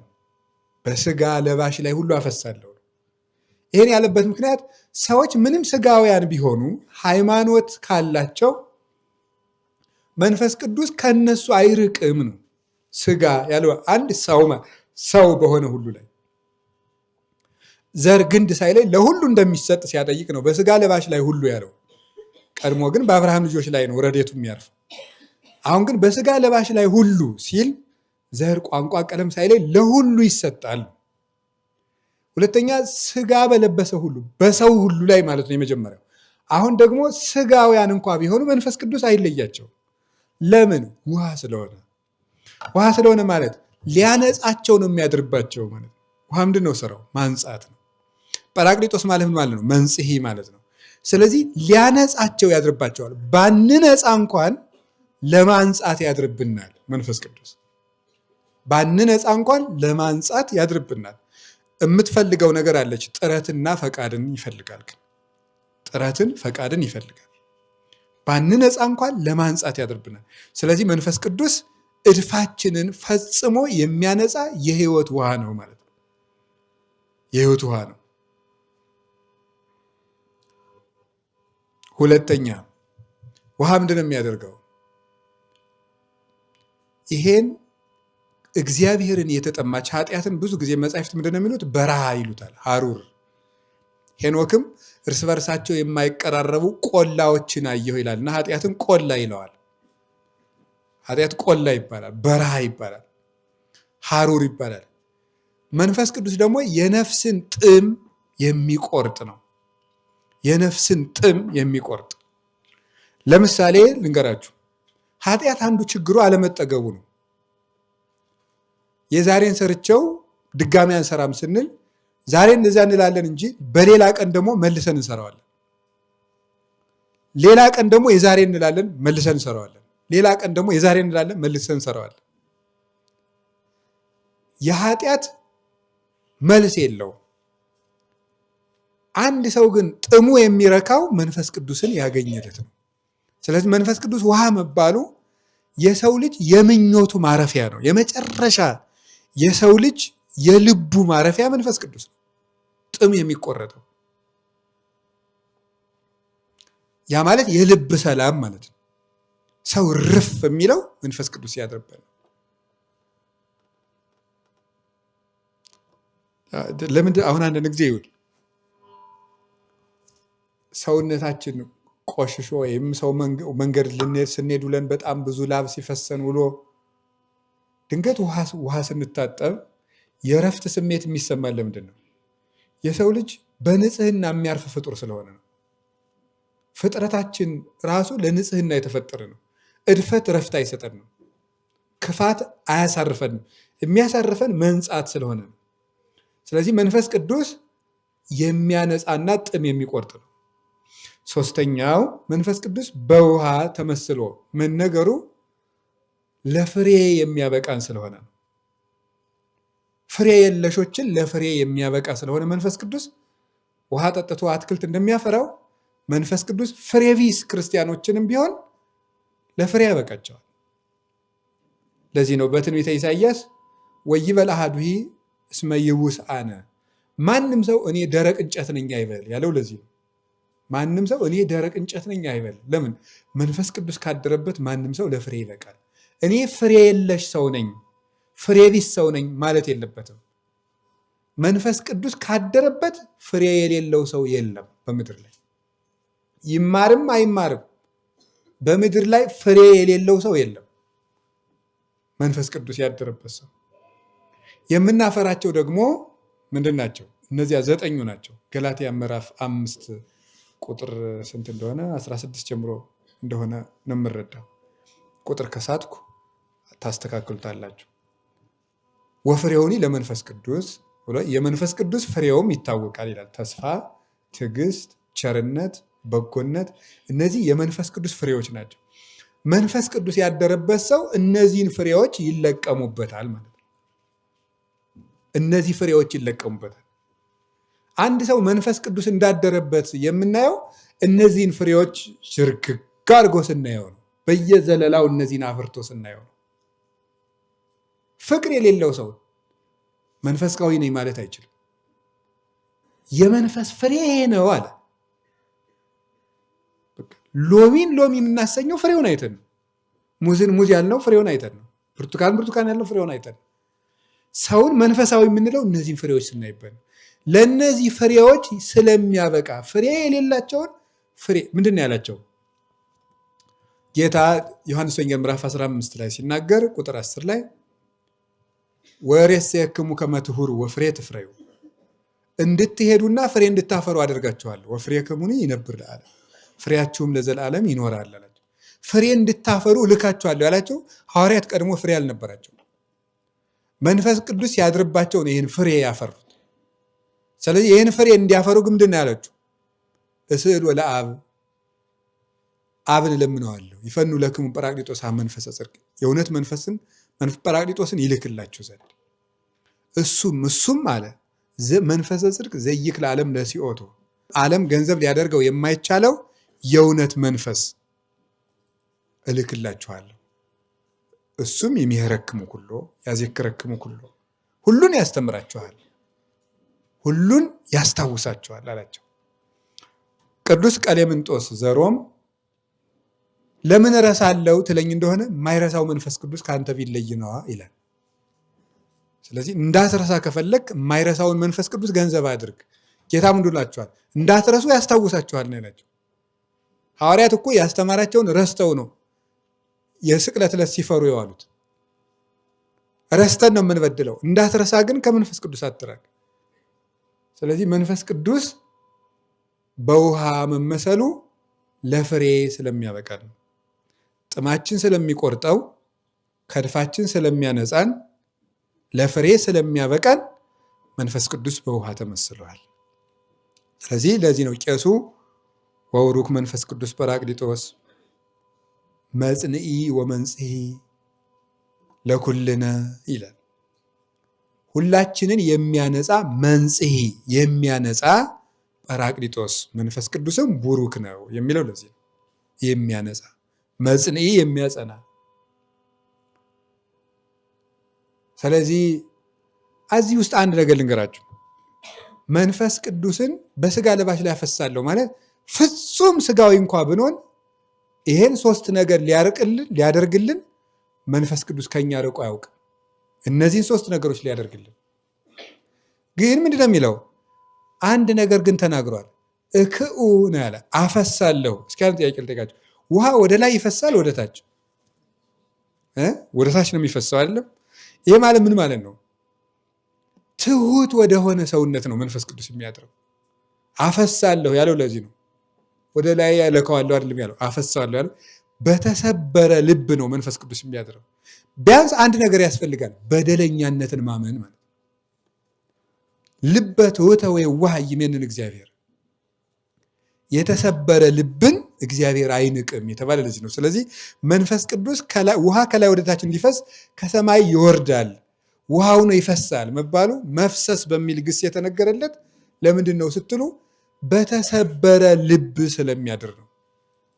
አለሁ አለሁ ማለት ስህተትን አለማመን መንፈስ ቅዱስ እንዳያድርብን ይከለክላል። ጸጋም የሌለን ሆኖ ትዕቢተኛም ሆነን እንደው ምን ይዘለቃል? የተለሰነ መቃብር ማለት ይሄ ነው። ሁለተኛ መንፈስ ቅዱስ ስለዚህ ከኛ ውስጥ በምን ይሰራል ስትሉት፣ በእኛ ህይወት ውስጥ በምን ይሰራል ስትሉ፣ በማንጻት ከዛስ ጥማችን በመቁረጥ፣ ሶስተኛስ በምን ይሰራል? ለፍሬ በማብቃት። ስለዚህ ለፍሬ አብቃኝ እያል መጸለይ፣ ለፍሬ አብቃን እያል ማስቀደስ፣ ለፍሬ አብቃን እያል መጾም፣ እያሰብን መጾም። ዝም ብሎ ጾም ሲመጣ አሁን እንግዲህ ነገ ጾም ሐዋርያት መጥቷል። ጾም ማለት የምግብ አድማ አይደለም። አሁን እንግዲህ ጾም ሐዋርያት መጣ። ባለፈው ጾመ ነቢያትን አንድ ሰው አንድ ጾም ሲጾም አንድ ጥያቄ ማስመለስ አለበት እላችኋለሁ። ሁልጊዜ ታስታውሳላችሁ አይደል? አንድ ጾም ሲጾም አንድ ጥያቄ ማስመለስ አለበት። አሁን ጾም ሐዋርያት ነገ ሊገባ ነው። ስለዚህ ዝም ብሎ ጾመ ሐዋርያት ገባ ብሎ 9 ሰዓት ምሳን መብላት ወይም 11 ሰዓት ለምሽቱ 1 ሰዓት ኢንቴንሽናሊ እያሰቡ ሲጾም ነው። እያሰቡ ሲጾም ነው። ፍሬ እንዳፈራ እርዳኝ ከተባለ ይረዳል። ስለዚህ መንፈስ ቅዱስ ለፍሬ የሚያበቃን ከሱ ጋር የምንገናኝባቸውን መስመሮች ሁሉ እሱን እያሰብን ስናደርገው ነው። ሁለተኛው መንፈስ ቅዱስ ለኛ በእኛ ህይወት ውስጥ በምን መንገድ ይሰራል ሲባል፣ ይሄ ግን የሚሰራው በንስሐ ነው ብያቸዋለሁ። ሁለተኛው ከኛ የሚሰራው በምንድን ነው ስትሉ፣ በነፋስነቱ ነው። የሐዋርያት ሥራ ምዕራፍ 2 ከቁጥር 1 ጀምሮ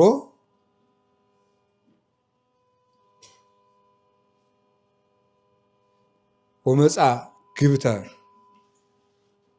ነፋስ አውሎ፣ ጥቅል ነፋስ መጣ ይላል። ጥቅል አውሎ ነፋስ፣ ኃይለኛ ነፋስ መጣ ይላል። ሐዋርያት በአንድ ቤት ውስጥ እንደተሰበሰቡ ጥቅል ነፋስ። ለምንድን ነው መንፈስ ቅዱስ ነፋስ የተባለው? ነፋስ የተባለው ለምን ይመስላችኋል? መንፈስ ቅዱስ ነፋስ የተባለበት ምክንያት በነፋስ መልክ ነው ከኛ ጋር የሚሰራው። አስተዋይነትን በመስጠት ይሰራል። አስተዋይነትን በመስጠት በቅዳሴ ጊዜ ሀበነ ልበ ወልቡና ምንለው ለዚህ ነው። ልብንና ልቡናን ስጠን ምንለው ለዚህ ነው። አስተውሎት ማለት ማስተዋልን ይሰጣል። ማስተዋልን ይሰጣል። ነፋስ ፍሬን ከገለባ እንዲለይ ክፉና በጎ የምንለይበትን አእምሮ ይሰጠናል። መጻሕፍትን እንድናስተውል ያደርገናል። መጻሕፍትን እንድናስተውል ስናነብ እንዲገባን እንዲጣፍጠን ያደርጋል። ስንለምነው ነው። ግን መጽሐፍ ቅዱስ እናነብና እንቅልፋችን ይመጣል። የሮጥን ሄደን መጽሐፉን ግልጥ አይደረግም። በስመ አብ ወወልድ ወመንፈስ ቅዱስ ብሎ አቡነ ዘበሰማያት ደግሞ አቤቱ መንፈስ ቅዱስ ወይ ደጅህን ክፈትልኝ ተብሎ ነው የሚነበበው። እንደዛ ስናደርግ ገና አንድ ገጽ ሳናነብ እንቅልፋችን ዞን አይሄድም መጽሐፉ ላይ። ስለዚህ መንፈስ ቅዱስ ፍሬን ከገለባ እንድንለይ ያደርገናል። ለበጎ ነገር እንዳንዘገይ ያደርገናል። መፋጠንን፣ ነገ እያሉ መኖርን ያርቅልናል። ትጋትን ይሰጠናል። ነፋስ ፍጥነት ነው ያለው። ትጋትን ያድላል መንፈስ ቅዱስ። ስለዚህ መንፈስ ቅዱስ በነፋስ መልኩ ይሰራል ማለት እሱ ነው። እንድናስተውል ያደርገናል። ትጋትን ይሰጠናል። ጣዕም ይሰጠናል። የኢትዮጵያ ሊቃውንት ሲተረጉሙት አባቶቻችን ነፋስ መዓዛ ያመጣል፣ መንፈስ ቅዱስም መዓዛ ጸጋን ያመጣልና ይላሉ። ስለዚህ መዓዛ ነፍስን ያመጣል።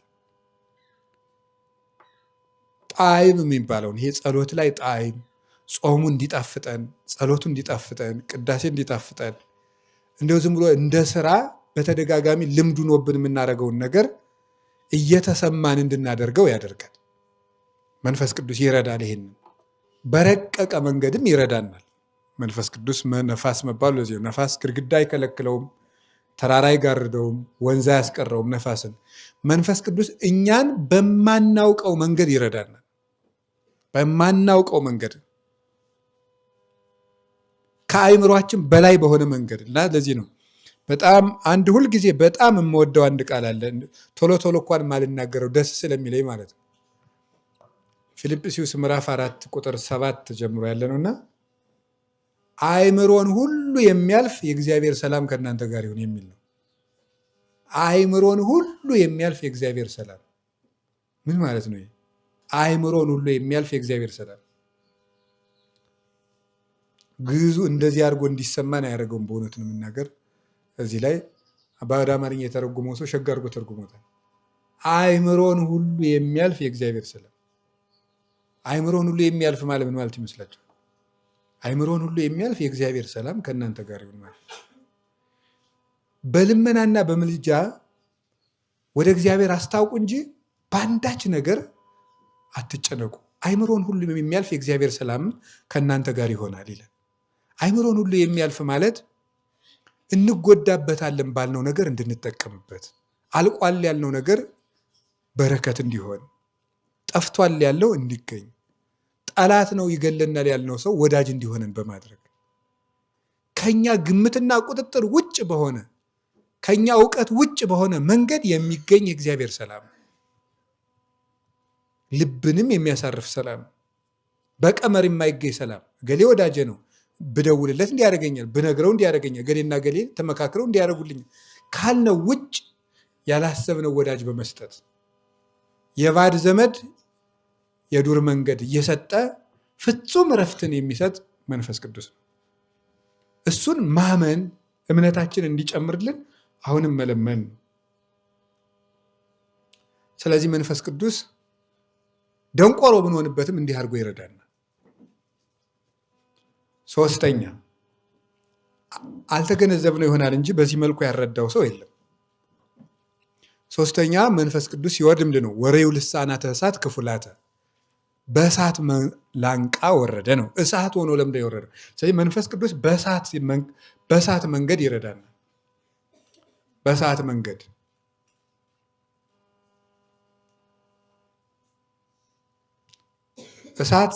በእሳት መንገድ መውረዱ መንፈስ ቅዱስ ሶስት ነገር ነው የሚያደርግልን። አንደኛው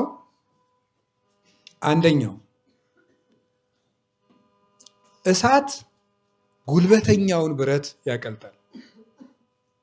በጣም የሚያስደንቀው ነገር እኮ ነው። ብረት ትልቅ ድንጋይ የሚፈነቅለውን ማረሻ እሳት ግን ያቀልጠዋል። እንዲጠመዛዘዝ ያደርገዋል፣ እንዲተጣጠፍ። መንፈስ ቅዱስ እኛን የመለወጥ ኃይል አለው። የፈለገ ጠንካራ ልብ ቢኖረን እሱን ሰብሮም ይለውጣል። ቅዱስ ዮሐንስ አፈወርቅ ከተነጋገራቸው ንግግሮች አንድ በጣም የሚገርም ንግግር አለው እና ቴዎድሮስ የሚባል ጓደኛ ነበረው ቅዱስ ዮሐንስ አፈወርቅ፣ በትምህርት ቤት አብሮት የተማረ እና ይህ ሰው በማይገባ ኃጢአት ውስጥ ወድቆ ተስፋ ቆርጦ ሳለ መነኩሴ ነበረ። ቅዱስ ዮሐንስ አፈወርቅ መልእክት ተላከለት እና እዚያ የላከው መልእክት ውስጥ አንድ የሚገርም ንግግር አለው። እሱ ምንድን ነው? ሰይጣን አንተን ይህን ያህል መጣል ከቻለ እግዚአብሔርማ ከዚህ በላይ እንዴት ማንሳት አይችልም የሚል። ሰይጣን እንኳን እንደዚህ አድርጎ ከጣለ መንፈስ ቅዱስማ እንዴት ማንሳት አይችልም የሚል። ብዙ ጊዜ አልለወጥም ማለት እኔ በቃ ቤት ሰርቶብኛል፣ አመሌ ከፍቷል፣ ኃጢአቴም ጎጆ ሰርቶብኛል፣ አልለወጥም የምንለውን ሁሉ መንፈስ ቅዱስ ይለውጣል። አልለወጥም አንበል። ዲያብሎስ የሚፈልጋት ቁልፍም ይችላል። 1000 ጊዜ ንስሐ ገብተን 1000 ጊዜ ኃጢአት ልንሰራ እንችላለን። 1000 ጊዜ ቃል ገብተን 1000 ጊዜ አፍርሰንም ሊሆን ይችላል። መንፈስ ቅዱስ ግን ተስፋ እስካልቆረጥን ድረስ ያንን ግንብ የሚሰብርበት ቀን አለው። ስለዚህ መንፈስ ቅዱስ እሳት ነው። ቃለ እግዚአብሔር ያድለቀልቆ ለገዳም የተባለ ይሄን የእግዚአብሔር ቃል በረሃውን ያናውጠዋል የተባለ በረሃ የተባለ እኮ የኛው ሰውነት ነው። ምድረ በዳውን ያናውጠዋል የተባለው ይሄንን ያናዋውጠዋል። ጽኑ ልብ ያላቸው ሰዎች ናቸው ቃሉን እስከሰሙ ድረስ። ደንዳና ልብ ያለው ሰውም ቢሆን የእግዚአብሔርን ቃል ሳያቋርጥ ከሰማ ይለወጣል። ስለዚህ ተጣጥፈንም ተቀጥቅጠንም ችግሩ እሳት ውስጥ አልገባ ማለታችን። ስለዚህ እሳት ውስጥ አንድ ሰባኪ ምንድን ነው የሚያደርገው? አሁን አንድ ሰባኪ ምንድን ነው ስራው? ሰባኪን እንዳንጥረኛ ውሰዱት። መንፈስ ቅዱስ ምንድን ነው? እሳት ነው። ስለዚህ ሰባኪ ምንድን ነው የሚያደርገው? ሰዎችን አምጥቶ እሳት ውስጥ መክተት ነው። የእግዚአብሔር ቃል አሁን እዚህ እሳት ውስጥ እየገባ ነው። እርግጠኛ ሆኜ ነው የምነግራችሁ። አንድ ሰባኪ ምክር አይደለም የሚለግሰው፣ እውቀት አይደለም የሚያካፍለው። ሰዎች ወደ መንፈስ ቅዱስ ሰው ይውላችሁ። ለምን አንድ 80 መጽሐፍ ቅዱስን በቃል አያጠነውም? ሰው እግዚአብሔርን መንፈስ ቅዱስ ካልነካው ጥቅስ በመሸምደዱ ሊለወጥ አይችልም። መንፈስ ቅዱስ ሲዳስሰው ነው የሚለወጠው። ወደ መንፈስ ቅዱስ ደግሞ እንድንዳስስ ምን ያደርገናል? አምነን መማር ያስፈልገናል። በቃልህ አቅልጠኝ። እንዴ ለቃሉ እኮ እግዚአብሔር እኮ ቃል ገብቶለታል። ቃል ገብቷል። ዕብራውያን ምዕራፍ 4 ላይ አለ።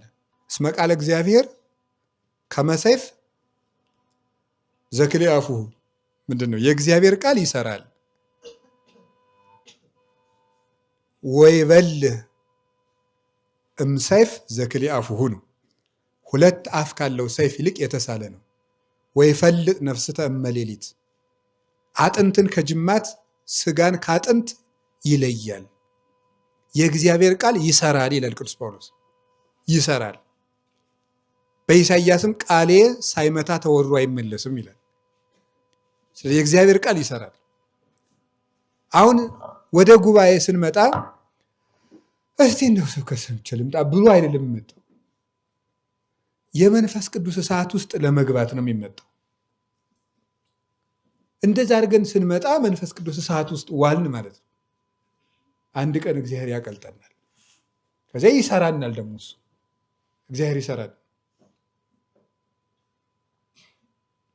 ቦኑ ይብሎ ግብረ ለላኩሁ ለምን ከመዝ ትገብረን ይላል ቅዱስ ጳውሎስ። በውኑ ሸክላ ሰሪው እንዲህ አድርገህ ለምን ትሰራኛለህ ይለዋልን ይላል። ስለኛ ሸክላ እግዚአብሔር ደግሞ ሰሪያችን ነው። መንፈስ ቅዱስ ራሱ እንደወደደ አድርጎ ይሰራል። የሰው ልጅ ግን ሲመጣ በአርዮስፋጎስ አደባባይ ዛሬ ምን አዲስ ነገር ተነገረ ብለው ተረት ሊሰሙ እንደሚሄዱ ሰዎች ምን አዲስ ተነገረ ብሎ ለመስማት ሳይሆን የሚመጣው ጌታዬ እዚያ እሳት ውስጥ ክተተኝ ብሎ ነው የሚመጣው። መንፈስ ቅዱስ እሳቱ ውስጥ ሲጨምረን ጌታ እንዲህ ብሏል። የሉቃስ ወንጌል ምዕራፍ 12 ቁጥር 49 ላይ እሳት አምጻይኩ ለብሔር ምን ተፈቅድ ዘእንበለ አንድ ዶታ፣ ለዚች ምድር እሳት አምጥቼላታለሁ የነደደች ከሆነች ዘንድ ነው እንጂ ሌላ ምን እሻለሁ? እንዳነዳት ነው የምሻ ይላል። ስለዚህ ጌታ ለዚች ምድር እሳት ይዤ መጥቻለሁ ብሎ እሷም እንድትነድ እፈልጋለሁ። ያም እሳት መንፈስ ቅዱስ ነው። ሌላኛውስ አባቶቻችን እንደተረጎሙት ሌሎችም የቤተክርስቲያን ዓለም አቀፍ ሊቃውንት እንደተረጎሙት መንፈስ ቅዱስ እሳት ነው መባል እሳት እሾህን አጥፍቶ ከመሬት ጥሩ አዝመራን ያስገኛል። እሳቱ እሾሁን በልቷል። ገበሬው አላያችሁም? የገበሬ ልጅ የለም እዚህ ውስጥ እሾሁን ይቆጠቁጥና በእሳት ያቃጥለዋል። ከዚያ በኋላ ጥሩ አዝመራ ይሆናል እሾሁን ሲያቃጥልልን። መንፈስ ቅዱስም የኃጢአታችንን እሾህ አቃጥሎ ጥሩ አዝመራ ያደርገናል፣ ለፍሬ ያበቃናል። አሁን በጣም ብዙ ኩርንችት የበቀለብን ልንሆን እንችላለን። መንፈስ ቅዱስ ግን ያንን አጽድቶ ለቅሞ አቃጥሎ ትልቅ ፍሬያማ አዝመራ ለመሆን ያደርሰናል። መንፈስ ቅዱስ በዚህ መንገድ ይሰራል። ቃል ኪዳኑንም አያጥፍም። ሐዋርያትንም ብዙ ሾሃቸውን ለቅሞ ነው ለፍሬ ያበቃቸው። እና በዚህ ዓለም ላይ አሁን ትልቁ በሽታ ተስፋ መቁረጥ ስለሆነ ነው ይህን ነገር የምናገረው። እንኳን እናንተ ተስፋ የማይቆርጥ ሰው ማግኘት አሁን ከባድ ነው። ስለዚህ መንፈስ ቅዱስ በዚህ በእሳት መልኩ ይሰራል። ሶስተኛው መንፈስ ቅዱስ በእሳት መልኩ እኛ ውስጥ እንዴት ይሰራል የሚለው ቅናትንና ሙቀትን በመጨመር ነው። ቅናትና ሙቀትን በመጨመር አንድ ሰው መንፈሳዊ ነው የሚባለው እነዚህ ነገሮች ሲኖርበት ነው። ለመሆን መንፈስ ቅዱስ ሲያድል ነው።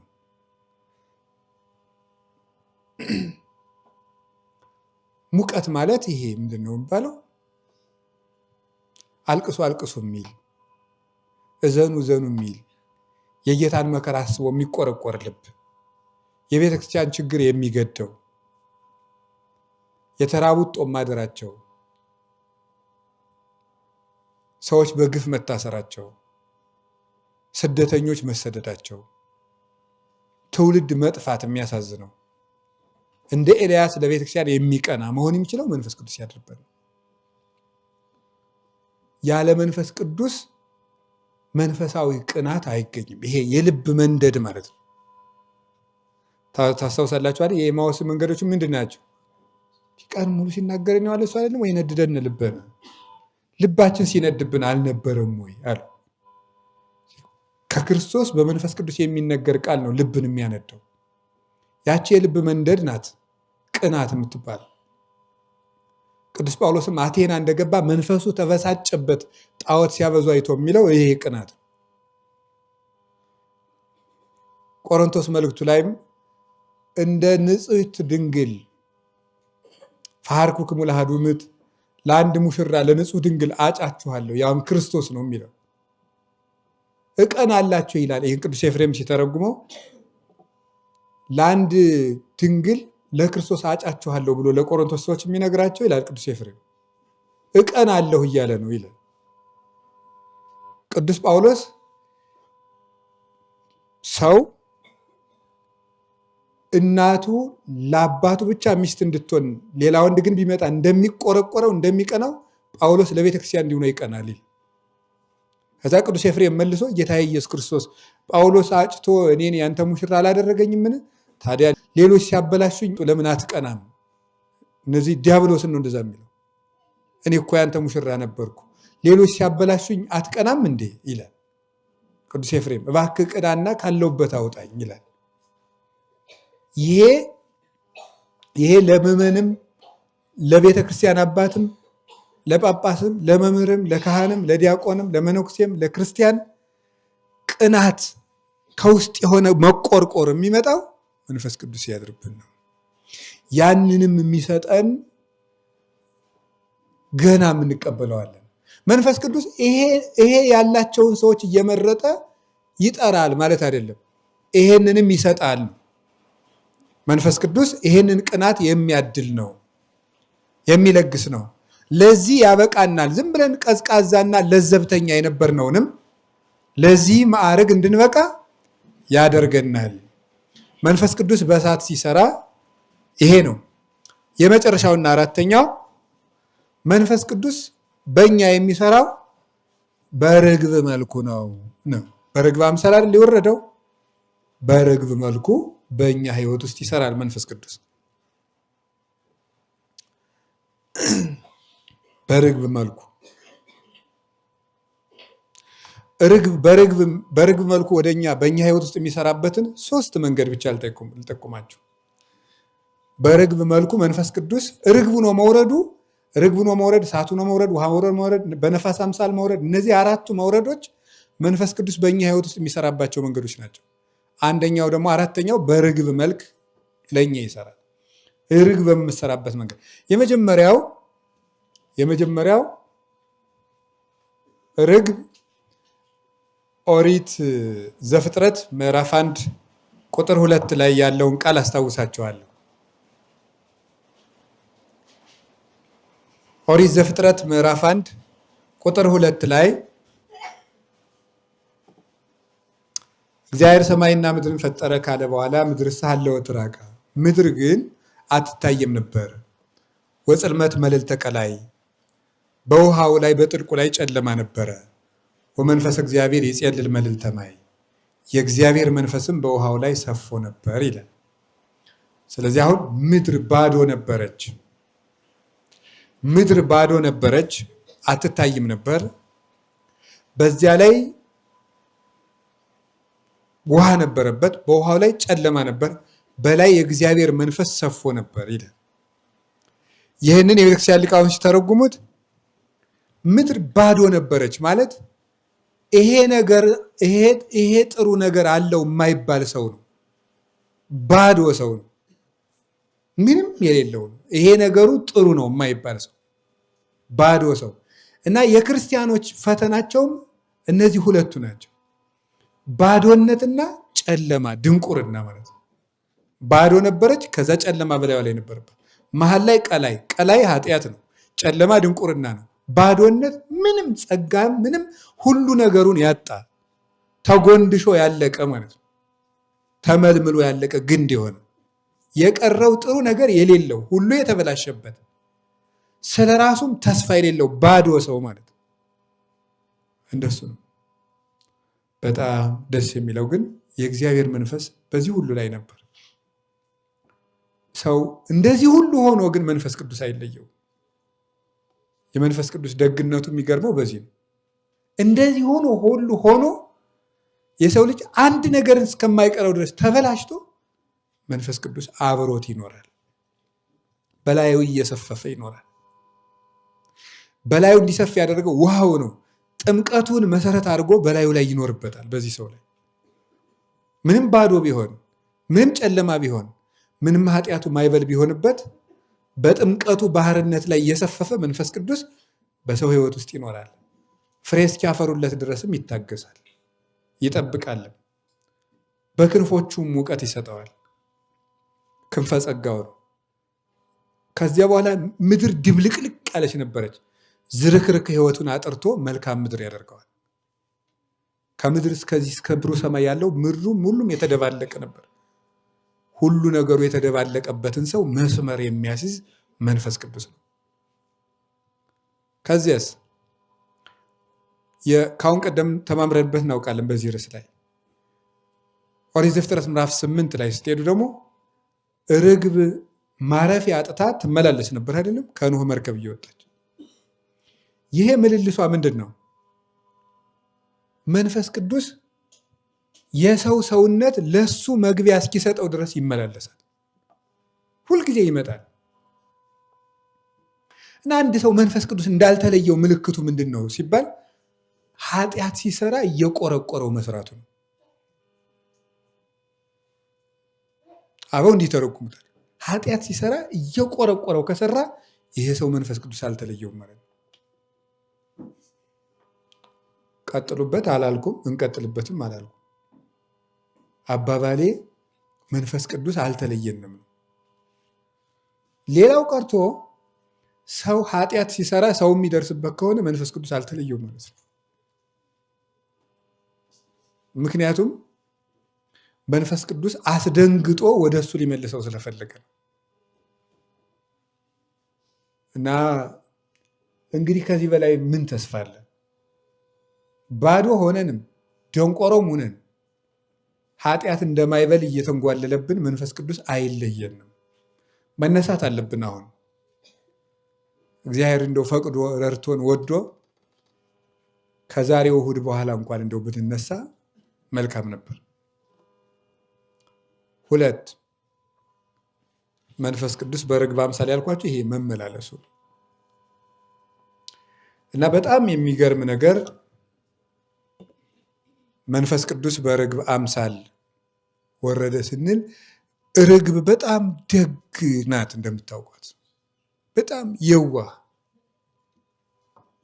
ጫጭቶቿ ሁሉ ተበልተውባት ዝም ብላ ጎጆዋ የምትመጣ እንደ ርግብ ያለ ደግ እና ሁሉን ነገር አበላሽተን የማይለየን ተመሳሳይ ነው። አይቀየምም።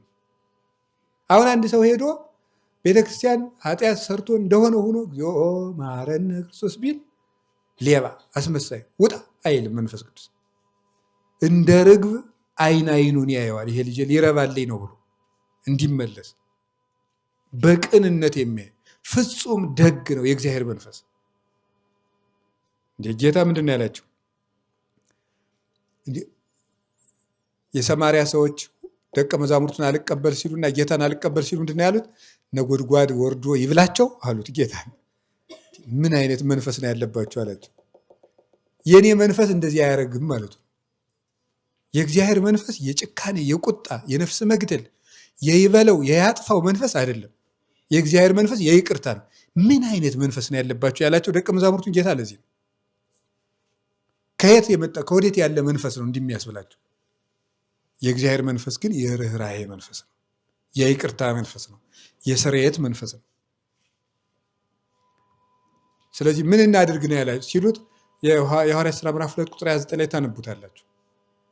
ምን እናድርግ ሲሉት ቅዱስ ጴጥሮስን ንስሐ ግቡ፣ ይቅርታውን የመንፈስ ቅዱስን ይቅርታውን ንስሐ ግቡ፣ ይቅርታም ታገኛላችሁ፣ ከዚህ ጠማማ ትውልድም ዳኑ፣ በንስሐ ተመለሱ አላቸው። መንፈስ ቅዱስ የይቅርታ መንፈስ ነው። በጣም አባቶቻችን ሊቃውንት ይሄን የርግብ ቃል አንስተው ሲተረጉሙ መኃልየ ዘሰሎሞን ምዕራፍ 1 ቁጥር 15 ያለውን ቃል አምጥተው ብዙ የሚተረጉሙት ሊቃውንት አሉ። አዕይንትኪ ዘርግብ የሚለውን አይኖችሽ እንደ ርግብ ናቸው የሚለውን እንግዲህ ስለ ድንግል ማርያም ሲሆን ብዙ ትርጉም አለው፣ ስለ ሌላውም ሲሆን ብዙ ትርጉም አለው። ስለ ሌላውም ብዙ ትርጉም ስለ መንፈስ ቅዱስ ሰጥተው ሲተርጉም አይኖችሽ እንደ ርግብ ናቸው የሚለው አይኖችሽ የምትባል ምእመን ናት ይሉና የክርስቲያን ነፍስ ናት ይሉና አይኖችሽ እንደ ርግብ ናቸው የሚለው መንፈስ ቅዱስ ነው። ምእመንን ኃጢአት ውስጥ ሆና እንኳን እንደኔ ነሽ ይላታል። እኔን መስለሽ በጥምቀት የተወለድሽ ነሽ፣ ነገም እኔን ትመስያለሽ ይላል። ሁልጊዜም የራሱ አምሳል አድርጎ ያያቸዋል። መንፈስ ቅዱስ ከተጠመቁ ጀምሮ የራሱ አምሳል አድርጎ ያያቸዋል። እሱን ለመምሰል እስኪበቁ ድረስም ካጠገባቸው አይርቅም ብለው ይተረጉማል።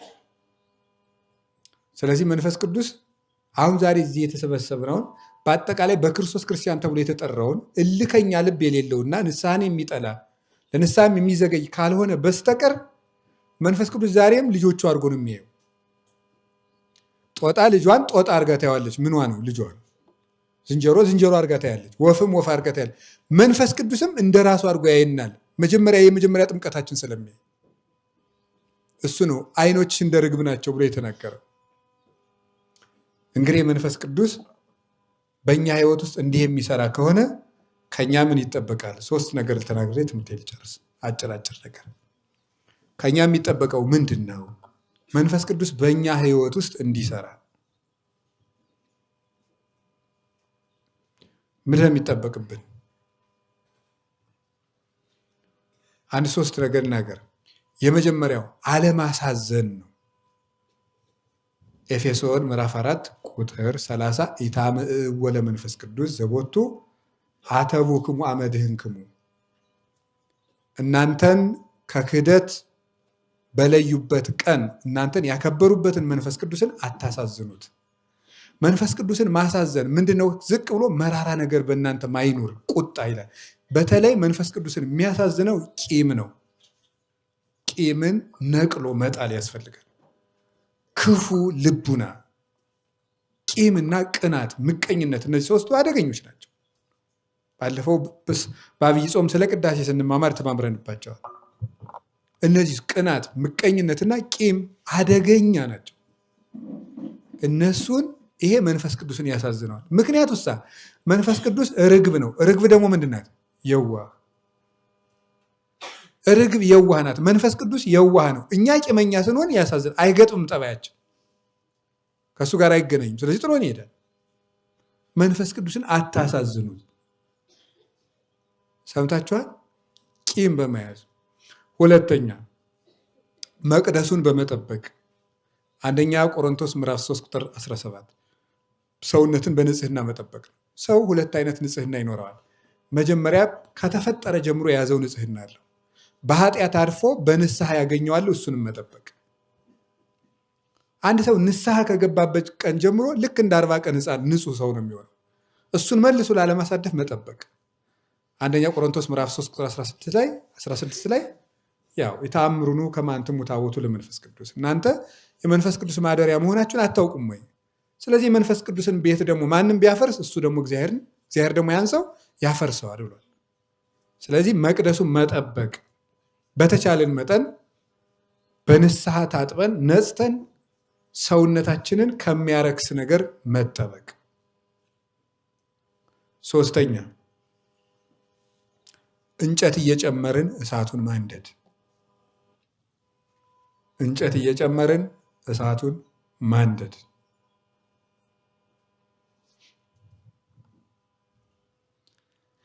ይሄ ማለት መንፈስ ቅዱስ እሳት ከሆነ ትንንሽ ስራዎችን መስራት ስንሰራ እነዚያ ይነዳሉ። የሁላችሁ የእግዚአብሔር ሰዎች ሰው ኃጢአተኛ ሆኖ መልካም ይሰራ አይስራ ሲባል ኃጢአተኛም ሆኖ መልካም ከሰራ በውስጡ እንደ ትንሽ እሳት ተዳፍና ያለችውን ጸጋ የመንፈስ ቅዱስ ሀብት መልካም በሰራ ቁጥር ኃጢአተኛም ሆኖ መልካም በሰራ ቁጥር እንጨት ይጨምርባታል። እሷ መንደድ ስትጀምር እሾሆቹን እሷ ታቃጥልለታለች። ስለዚህ ሰው ቢያንስ ክፉ አይሆን፣ ኃጢአት አይስራ። ከሆነም ደግሞ እስኪወጣም ድረስ መልካም መስራትን አለመታከት ነው። በጎ ነገሮች በተለይ ምን ይባላሉ? በተለይ ስውር እርዳታን መስራት በጣም ጥሩ። ስውር እርዳታ፣ ሰውን መርዳት። እስኪ አሁን በዚህ ጾመ ሐዋርያት በቃ ለሰዎች መልካም ማድረግ የሚል እቅድ አቅዱ። ካቃታችሁ ደግሞ ክፉ አታርጉ። ለሰዎች ይሄንን ጾመ ሐዋርያት ለሰው መልካም በማድረግ አሳልፋለሁ። በምችለው ነገር ሁሉ መልካም ማድረግ እንግዲህ ጋቢ ልገዝቼ ላልሰጠው እችላለሁ። በነገር አለመውጋትም ሸጋ እኮ ነው። እሱም ቢያንስ ሰላሙን ከሰጠነው ይበቃዋል እኮ ለአንድ ሰው። ስለዚህ ምን ማድረግ ነው ስትሉ መልካም ማድረግ። ያን ጊዜ መንፈስ ቅዱስ እንደ እሳት ይነዳል፣ በእኛ እየነደደ ይመጣል። ክፋታችን መቼ እንደነቀለች ሳናውቃት ኃጢአታችን፣ ልማዳችን ጥላን ትሄዳለች። እሱን ማድረግ በጣም በጣም መልካም ነው። የመጨረሻው ምስጢራትን መሳተፍ ነው። ምስጢራትን መሳተፍ። ምስጢራት ንስሐ አንዱ ምስጢር ነው። ቁርባን አንድ ምስጢር ነው።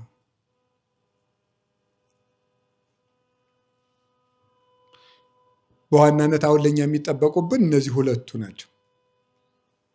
ንስሐና ቅዱስ ቁርባን እና ማስቀደስ እና ይሄ ስርዓት አምልኮ ላይ መሳተፍ። ስርዓት አምልኮ ማለት በመንፈስ ቅዱስ የታዘዙ ትእዛዞችን ማክበር፣ የጾም ሰዓትን መጠበቅ፣ ቅዳሴና ኪዳን ላይ መገኘት፣ ቤተ ክርስቲያን ማዘውተር። የሐዋርያት ሥራ ምዕራፍ 2 ላይ ምን ቃል አለ? ያ ጥቅል ነፋስና የተከፋፈለ የእሳት ላንቃ መጣ ካለ በኋላ እነሱ ያሉበትንም ቤት መላው ይላል። እነሱ ያሉበት ቤት ማለት ሐዋርያዊት ቤተክርስቲያን ናት። መንፈስ ቅዱስ የት ሞልቶ ይኖራል ቢባል በሐዋርያት ቤተክርስቲያን ሞልቶ ይኖራል። ስለዚህ ከቤተክርስቲያን ጋር ህብረት መፍጠር፣ ቤተክርስቲያን ባለችበት መንፈስ ቅዱስ ይኖራል።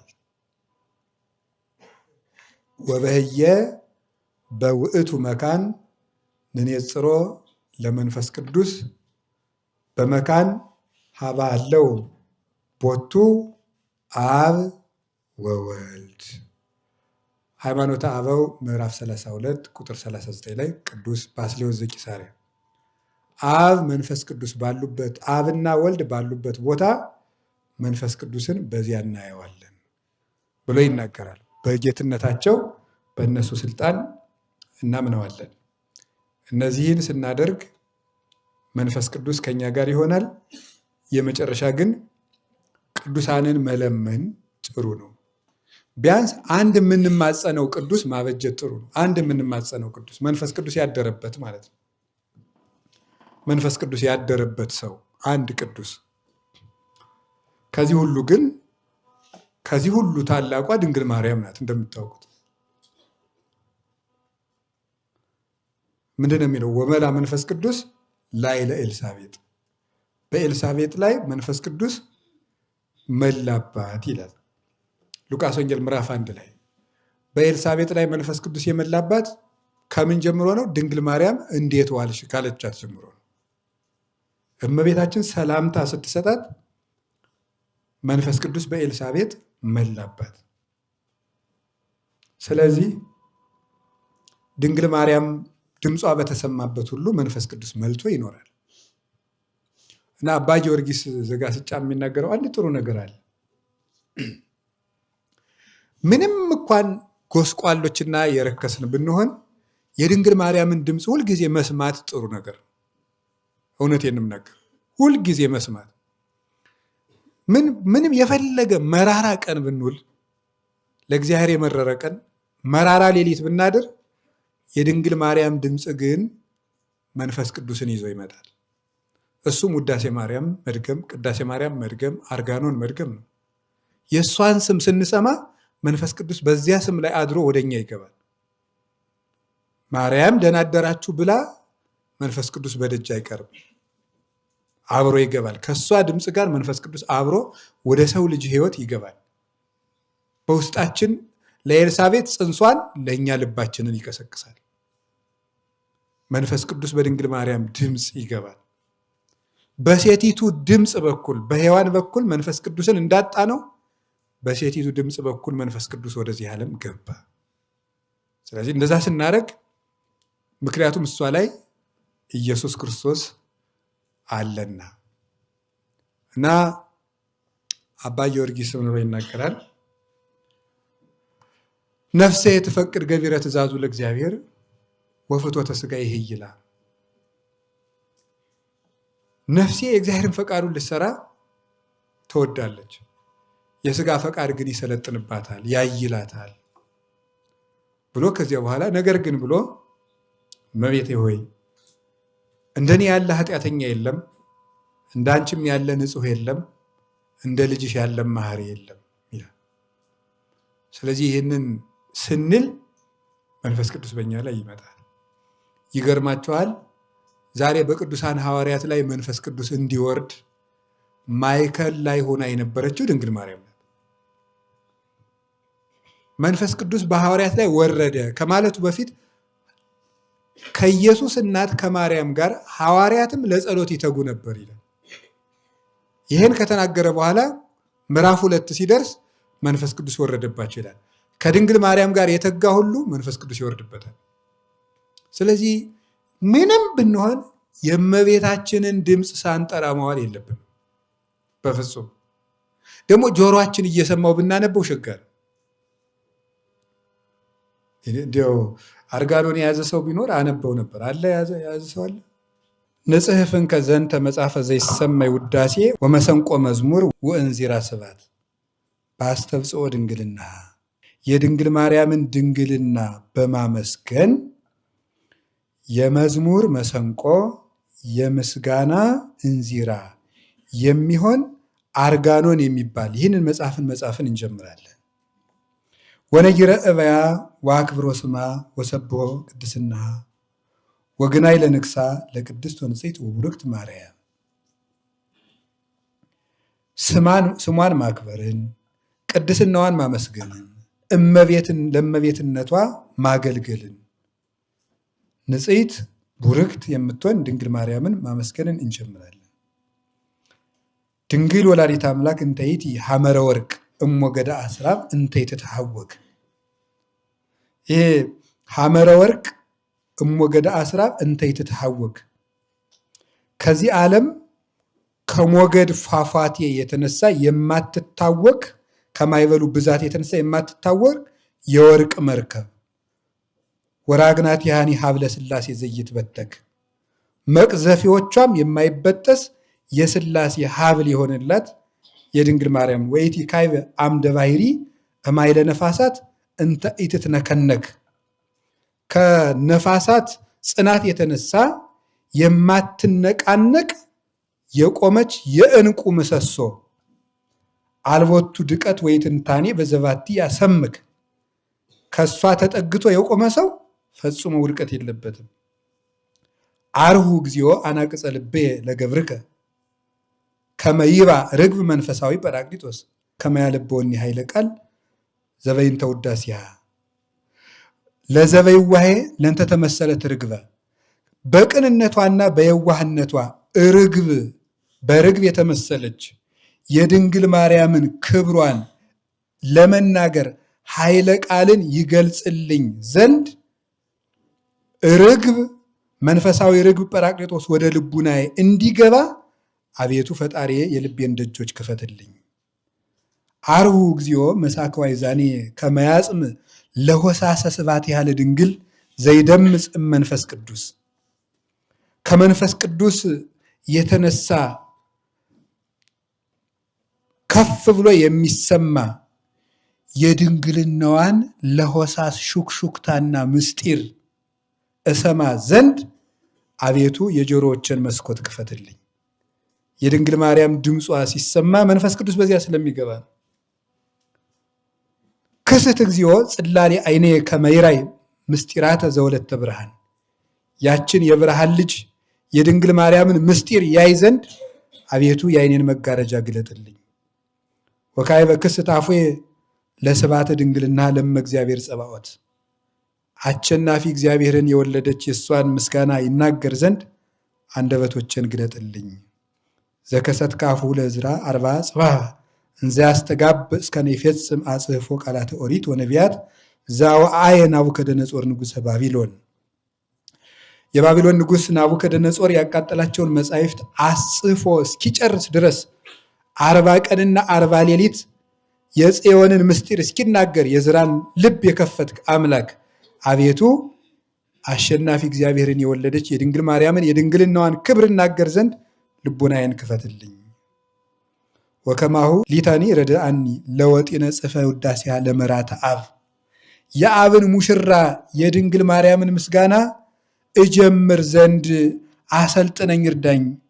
ወአሰልጥነኒ ካዕበ ለፈጽሞቱ ለመፈጸምም አብቃኝ ለከናፍሬ ረስዮን ከመመሰንቆ ወኃይለ መንፈስ ይዝብጦን ዘበልሳን ከመይንብባ ዘይእድሞሙ ለሰማያን አንደበቶቼንም እንደ መሰንቆና እንደ እንዚራ አድርጎ መንፈስ ቅዱስ ይቃኛቸው በመንፈስ ቅዱስ ተቃኝተውም ለሚሰሙ ሰዎች ልብን ደስ የሚያሰኝ ምስጢርን ይናገሩ ዘንድ ወረስዮ ላፉየ ከመመሰንቆ ወደ ህንፃ መንፈስ ይጉድኦ ከመይንቁ ሐዋዘ ወይ ሰንቁ ሙእዘ ወረስዮ ላፉየ ከመመሰንቆ አንደበቴንም እንደ መሰንቆ አድርግልኝ ወደ ህንፃ መንፈስ ይጉድኦ ከመይንቁ ሐዋዘ ወይ ሰንቁ ሙእዘ ደስ የሚያሰኝና የሚጣፍጥ ድምፅን ያወጣ ዘንድ የመንፈስ ቅዱስ መቃኛ ድህንፃው እጀታው ይቃኘው ወላ ያጸመው ይኩኑ ፍሱሐነ በሰሚዖቱ ይህን ምስጋና የሚሰሙ ሁሉ ፈጽሞ ደስ ይበላቸው ይትመሰጥ ህሊናሆሙ ላይለ ህሊናቸውም ወደ ላይ ይሰቀል አኮ ታይተ ወደ ላይ እንጂ ወደ ታች አይውረድ የሐሊው ጽድቀ ወአኮ ኃጢአተ ጽድቅን እንጂ ኃጢአትን አይመኙ የሐሊው ንጽሐ ወአኮ ርሳ ንጽህናን እንጂ ጉስቁልናን አያስቡ የሐሊው ይዋሄ ወአኮ ጽሉተ ቅንነትን እንጂ ሽንገላን አያስቡ የሐሊው ትሕትና ወአኮ ትዕቢተ ትሕትናን እንጂ ትዕቢትን አያስቡ የሐሊው ፍቅረ ወአኮ ቅናተ ፍቅርን እንጂ ቅናትን አያስቡ የሐሊው ልባዌ ወአኮ እበደ ማስተዋልን እንጂ ስንፍናን አያስቡ የሐሊው ክብረ ወአኮ ሐሳረ ክብርን እንጂ ውርደትን አያስቡ ዘበሰማይ ወአኮ ዘበምድር የሐሊው የሰማዩን እንጂ ምድሩን አያስቡ የሐሊው ዘይማስን ወአኮ ዘይበሊ የሚጠፋውን ሳይሆን የማይጠፋውን ያስቡ ወኩሉ ዘያነብቦ ለጽ መጽሐፍ ይኩን አፉሁ ቅሱመ በጽዮ መለኮት ወጥዑመ እምጸቃዋ መዓር ወማስራበ ሶከር ወኩሉ ዘይጼሊ በዛቲ ጸሎት ይኩን ቡሩከ በበረከት የደቂ ገሳስ የሳተ ህይወት። ስለዚህ ይህን መጽሐፍ የሚያነብሰው ሁሉ በመለኮት ጨውነት የጣፈጠ ይሁን ከማርም ወለላ ከስኳርም ወለላ ይልቅ የጣፈጠ ይሁን። በዚህ መጽሐፍ የሚጸልይ ሰው ሁሉ እሳትን በዳሰሱ እጆችሽ የተባረከ ይሁን። እመቤታችንን አመስግነን ድምጿን ሰምተን መንፈስ ቅዱስ በእኛ ህይወት ውስጥ እንዲሰራ የአብ የወልድ የመንፈስ ቅዱስ ፈቃድ ይሁን። ወስብሐት ለእግዚአብሔር። ይቆየን።